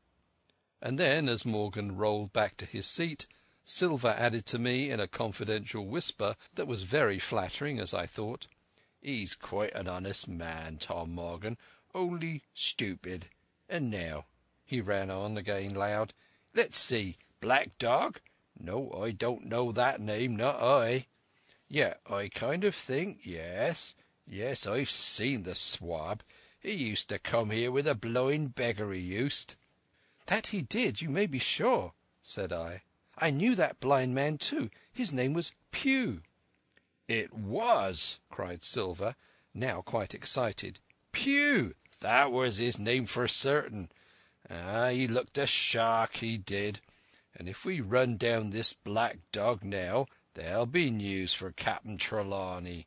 Ben's a good runner. Few seamen run better than Ben. He should have run him down hand over hand, by the powers. He talked to keel-hauling, did he? I'll keel-haul him." All the time he was jerking out these phrases he was stumping up and down the tavern on his crutch, slapping tables with his hand, and giving such a show of excitement as would have convinced an Old Bailey judge or a Bow Street runner. My suspicions had been thoroughly reawakened on finding Black Dog at the spyglass, and I watched the cook narrowly. But he was too deep and too ready and too clever for me, and by the time the two men had come back out of breath and confessed that they had lost the track in a crowd and been scolded like thieves, I would have gone bail for the innocence of Long John Silver. "Now see here, Hawkins," said he, "here's a blessed hard thing on a man like me now, ain't it? There's Captain Trelawney. What's he to think? Here I have this confounded son of a Dutchman sitting here in my own house, drinking of my own rum. Here you comes and tells me of it plain, and here I let him give us all the slip before my blessed deadlights. Now, Hawkins, you do me justice with the captain. You're a lad, you are, but you're as smart as paint. I see that when you first came in. Now, here it is. What could I do with this old timber I hobble on? When I was a A.B. master mariner, I'd have come alongside him hand over hand and broached him into a brace of old shakes, I would. And now—" And then, all of a sudden, he stopped, and his jaw dropped as though he had remembered something. "The score!" he burst out. "3 goes of rum! Why, shiver my timbers if I hadn't forgotten my score!" And falling on a bench, he laughed till the tears ran down his cheeks. I could not help joining, and we laughed together, peal after peal, till the tavern rang again. "Why, what a precious old sea calf I am," he said at last, wiping his cheeks. "You and me should get on well, Hawkins, for I'll take my Davy I should be rated ship's boy. But come now, stand by to go about. This won't do. Duty is duty, messmates. I'll put on my old cocked hat and step along you to Captain Trelawney and report this here affair. For, mind you, it's serious, young Hawkins, and neither you nor me's come out of it with what I should make so bold as to call credit. No, you neither, says you. Not smart. None of the pair of us smart. But dash my buttons, that were a good un about my score." And he began to laugh again, and that so heartily that though I did not see the joke as he did, I was again obliged to join him in his mirth. On our little walk along the quays he made himself the most interesting companion, telling me about the different ships that we passed by, their rig, tonnage, nationality, explaining the work that was going forward, how one was discharging, another taking in cargo, and a third making ready for sea, and every now and then telling me some little anecdote of ships or seamen, or repeating a nautical phrase till I had learned it perfectly. I began to see that here was one of the best of possible shipmates. When we got to the inn, the squire and Dr. Livesey were seated together, finishing a quart of ale with a toast in it before they should go aboard the schooner on a visit of inspection. Long John told the story from first to last, with a great deal of spirit and the most perfect truth. "That was how it were now, weren't it, Hawkins?" he would say now and again, and I could always bear him entirely out. The two gentlemen regretted that Black Dog had got away, but we all agreed that there was nothing to be done, and after he had been complimented, Long John took up his crutch and departed. "All hands aboard for 4 this afternoon," shouted the squire after him. "Aye, aye, sir," cried the cook in the passage. "Well, squire," said Dr. Livesey, "I don't put much faith in your discoveries as a general thing, but I will say this. John Silver suits me." "That man's a perfect trump," declared the squire. "And now," added the doctor, "Jim may come on board with us, may he not?" "To be sure he may," said the squire. Take your hat, Hawkins, and we'll see the ship." End of Chapter 8.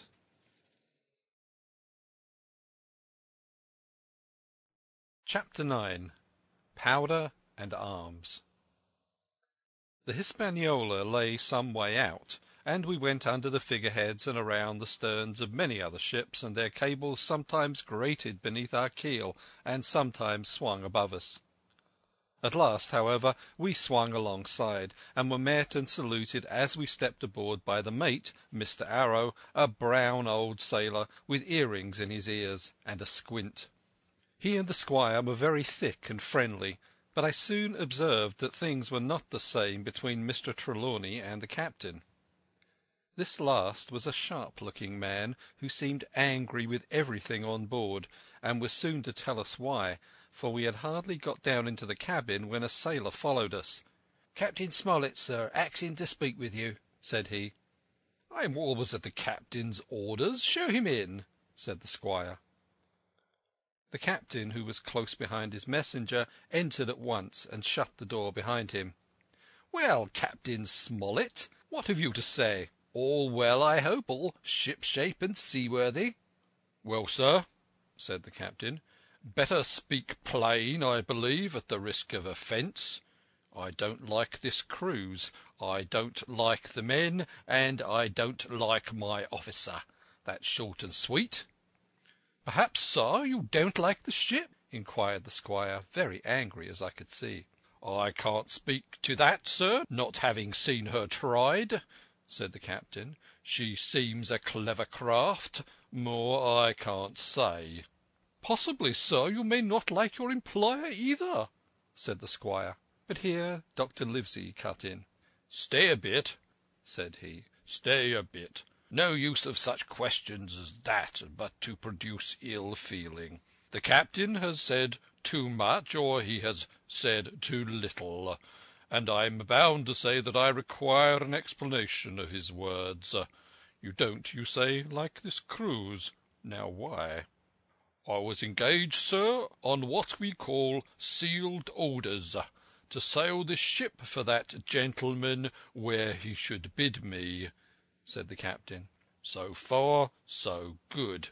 But now I find that every man before the mast knows more than I do. I don't call that fair. Now, do you?" "No," said Dr. Livesey, "I don't." "Next," said the captain, "I learn that we are going after treasure.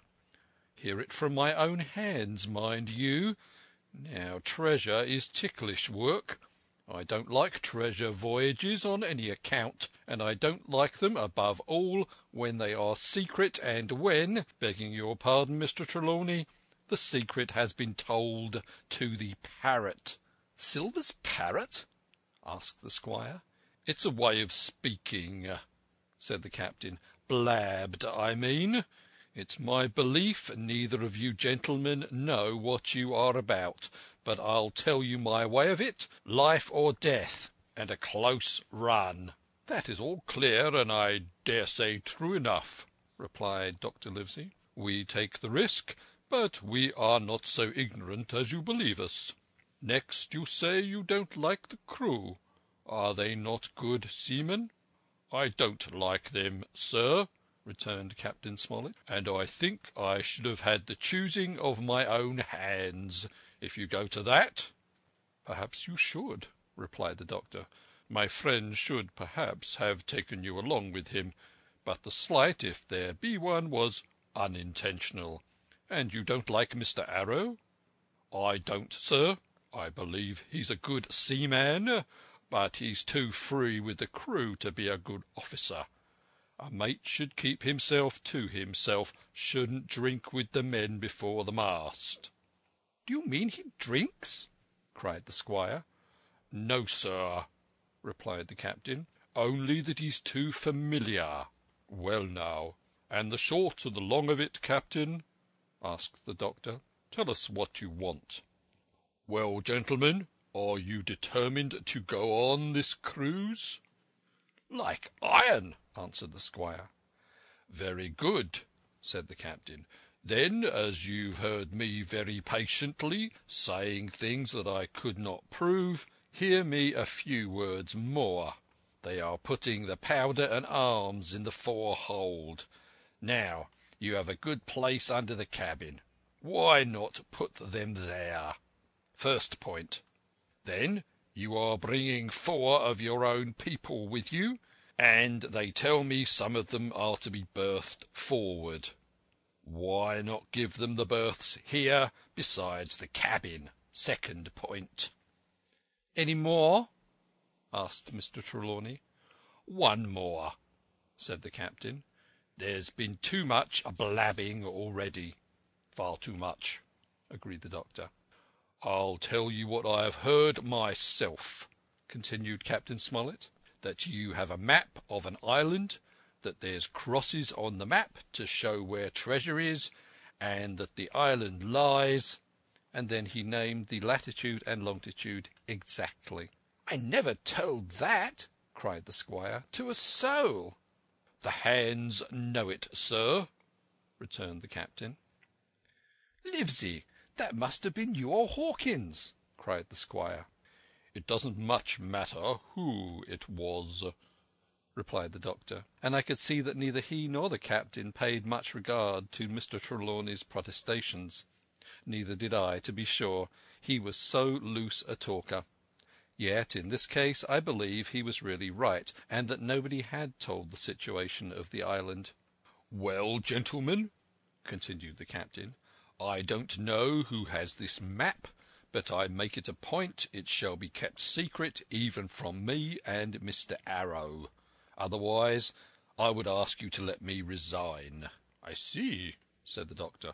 You wish us to keep this matter dark, and to make a garrison of the stern part of the ship, manned with my friend's own people, and provided with all the arms and powder on board. In other words, you fear a mutiny. Sir, said Captain Smollett, with no intention to take offence, I deny your right to put words into my mouth. No captain, sir, would be justified in going to sea at all if he had ground enough to say that. As for Mr. Arrow, I believe him thoroughly honest. Some of the men are the same, all may be, for what I know, but I am responsible for the ship's safety and the life of every man jack aboard of her. I see things going, as I think, not quite right, and I ask you to take certain precautions, or let me resign my berth, and that's all.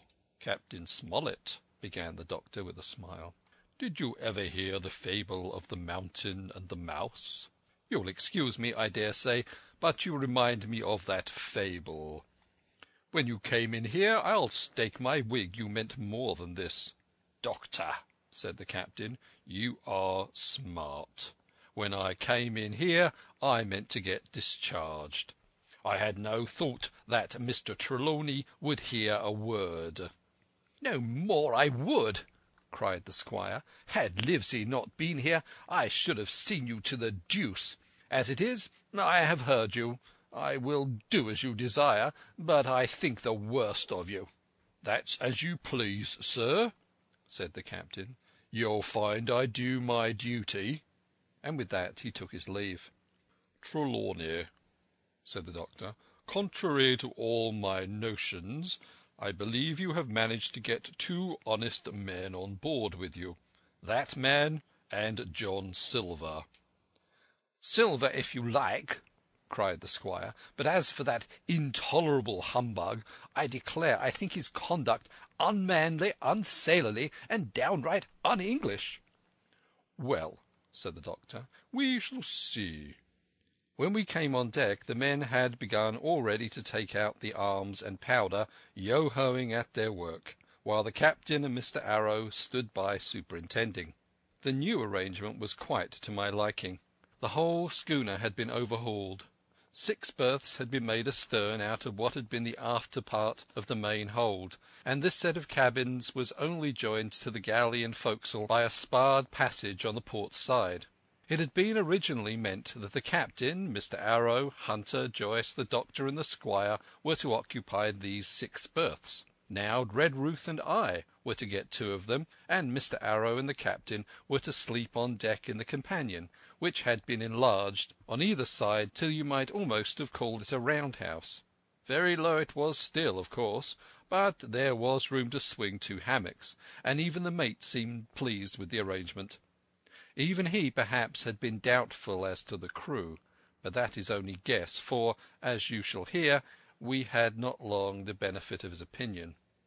We were all hard at work changing the powder and the berths, when the last man or 2, and Long John along with them, came off in a shore boat.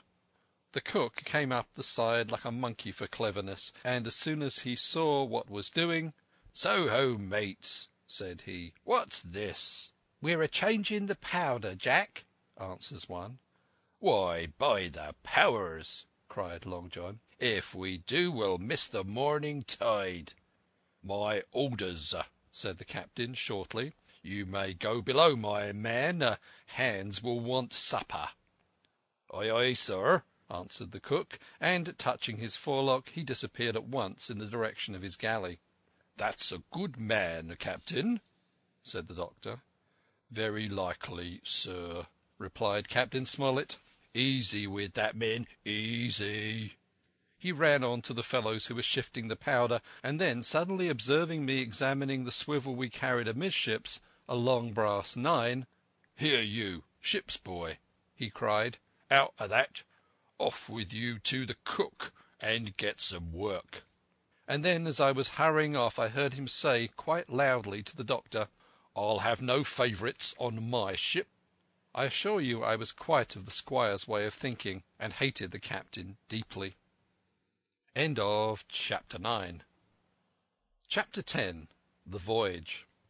All that night we were in a great bustle getting things stowed in their place, and boatfuls of the squire's friends, Mr. Blandley and the like, coming off to wish him a good voyage and a safe return. We never had a night at the Admiral Benbow when I had half the work, and I was dog-tired when, a little before dawn, the boatswain sounded his pipe and the crew began to man the capstan bars. I might have been twice as weary, yet I would not have left the deck. All was so new and interesting to me, the brief commands, the shrill notes of the whistle, the men bustling to their places in the glimmer of the ship's lanterns. "Now, Barbecue, tip us a stave," cried one voice. "The old one," cried another. "Aye, aye, mates," said Long John, who was standing by with his crutch under his arm, and at once broke out in the air and words I knew so well.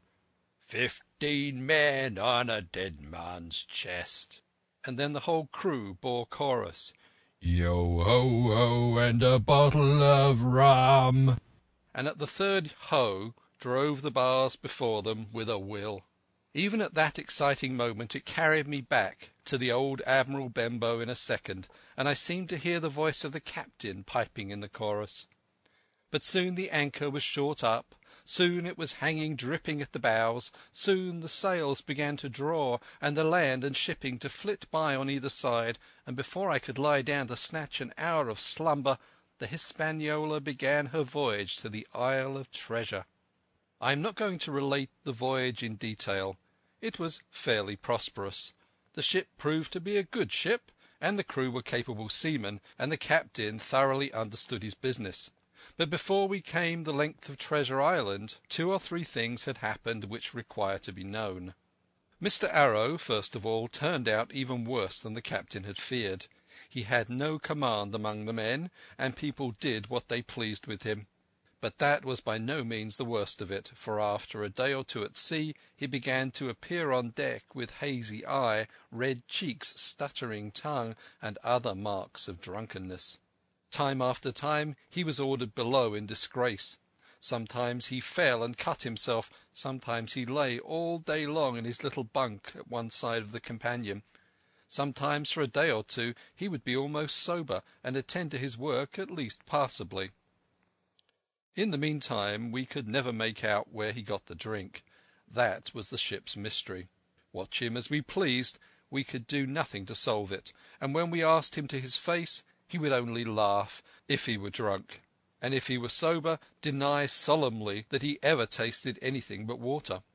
He was not only useless as an officer and a bad influence among the men, but it was plain that at this rate he must soon kill himself outright, so nobody was much surprised nor very sorry when one dark night, with a head sea, he disappeared entirely and was seen no more. "Overboard," said the captain. "Well, gentlemen, that saves the trouble of putting him in irons." And there we were without a mate, and it was necessary, of course, to advance one of the men. The boatswain, Job Anderson, was the likeliest man aboard, and though he kept his old title, he served in a way as mate. Mr. Trelawney had followed the sea, and his knowledge made him very useful, for often he took a watch himself in easy weather. And the coxswain, Israel Hands, was a careful, wily, old, experienced seaman, who could be trusted at a pinch with almost anything. He was a great confidant of Long John Silver, and so the mention of his name leads me on to speak of our ship's cook, Barbecue, as the men called him. Aboard ship he carried his crutch by a lanyard around his neck, to have both hands as free as possible. It was something to see him wedge the foot of the crutch against a bulkhead, and, propped against it, yielding to every movement of the ship, get on with his cooking like someone safe ashore. Still more strange was it to see him in the heaviest of weather cross the deck. He had a line or two rigged up to help him across the widest spaces. Long John's earrings they were called, and he would hand himself from one place to another, now using the crutch, now trailing it alongside by the lanyard, as quickly as another man could walk. Yet some of the men who had sailed with him before expressed their pity to see him so reduced. "He's no common man, Barbecue," said the coxswain to me. "He had a good schooling in his young days, and can speak like a book when he's so minded. And brave! A lion's nothing longside of Long John. I've seen him grapple 4 and knock their heads together, him unarmed." All the crew respected and even obeyed him. He had a way of talking to each and doing everybody some particular service. To me he was unweariedly kind, and always glad to see me in the galley, which he kept as clean as a new pin, the dishes hanging up burnished, and his parrot in a cage in the corner. "Come away, young Hawkins," he would say. "Come and have a yarn with John. Nobody more welcome than yourself, my son. Sit you down and hear the news. Here's Captain Flint. I calls my parrot Captain Flint, after the famous buccaneer. Here's Captain Flint, predicting success to our voyage. Wasn't you, Captain?" And the parrot would say with great rapidity, "Pieces of 8, pieces of 8, pieces of 8, till you wondered that it was not out of breath, or till John threw his handkerchief over the cage. "Now that bird," he would say, "is maybe 200 years old, Hawkins. They live forever mostly, and if anybody see more wickedness, it must be the devil himself. She's sailed with England, the great Captain England, the pirate. She's been at Madagascar, and at Malabar, and Suriname, and Providence, and Portobello. She was at the fishing up of the wrecked plate ships. It's there she learned pieces of 8, and little wonder, 350,000 of 'em, Hawkins. She was at the boarding of the Viceroy of the Indies, out of Goa she was. And to look at her, you would think she was her babby. But you smelt powder, didn't you, Captain?" "Stand by to go about," the parrot would scream. "Ah, she's a handsome craft, she is," the cook would say, and give her sugar from his pocket. And then the bird would peck at the bars and swear straight on, passing belief for wickedness. "There," John would add, "you can't pitch and not be mucked, lad. Here's the poor old innocent bird of mine, swearing blue fire, and none the wiser you may lay to that. She would swear the same, in a manner of speaking, before the chaplain." And John would touch his forelock with a solemn way he had that made me think he was the best of men. In the meantime the squire and Captain Smollett were still on pretty distant terms with one another. The squire made no bones about the matter. He despised the captain. The captain, on his part, never spoke but when he was spoken to, and then sharp and short and dry, and not a word wasted. He owned, when driven into a corner, that he seemed to have been wrong about the crew, that some of them were as brisk as he wanted to see, and all had behaved fairly well. As for the ship, he had taken a downright fancy to her. "She'll lie a point nearer the wind than a man has the right to expect of his own married wife, sir. But," he would add, "all I say is, we're not home again, and I don't like the cruise." The squire at this would turn away and march up and down the deck, chin in air. "A trifle more of that, man," he would say, "and I should explode." We had some heavy weather, which only proved the qualities of the Hispaniola. Every man on board seemed well content, and they must have been hard to please if they had been otherwise, for it is my belief that there was never a ship's company so spoiled since Noah put to sea. Double grog was going at the least excuse. There was duff on odd days, as, for instance, if the squire heard it was any man's birthday, and always a barrel of apples standing broached in the waist for anyone to help himself that had a fancy. "Never knew good to come of it yet," the captain said to Dr. Livesey. "Spoil forecastle hands, make devils. That's my belief." But good did come of the apple barrel, as you shall hear, for if it had not been for that we should have had no note of warning, and might all have perished by the hand of treachery. This is how it came about. We had run up the trades to get wind of the island we were after. I am not allowed to be more plain, and now we were running down for it with a bright lookout day and night. It was about the last day of our outward voyage, by the last computation. Some time that night, or latest before noon of the morrow, we should sight the Treasure Island. We were heading southwest, and had a steady breeze abeam and a quiet sea. The Hispaniola rolled steadily, dipping her bowsprit now and then with a whiff of spray. All was drawing alow and aloft. Everyone was in the bravest spirits, because we were now so near an end of the first part of our adventure.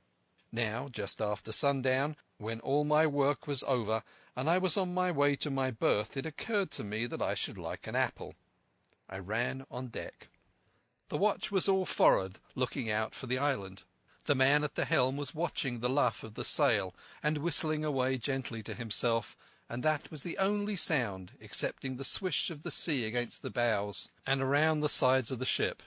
In I got bodily into the apple barrel, and found there was scarce an apple left, but sitting down there in the dark, what with the sound of the waters and the rocking movement of the ship, I had either fallen asleep or was on the point of doing so, when a heavy man sat down with rather a clash close by. The barrel shook as he leaned his shoulders against it, and I was just about to jump up when the man began to speak. It was Silver's voice, and before I had heard a dozen words, I would not have shown myself for all the world, but lay there trembling and listening in the extreme of fear and curiosity, for from these dozen words I understood that the lives of all the honest men aboard depended upon me alone. End of Chapter 10.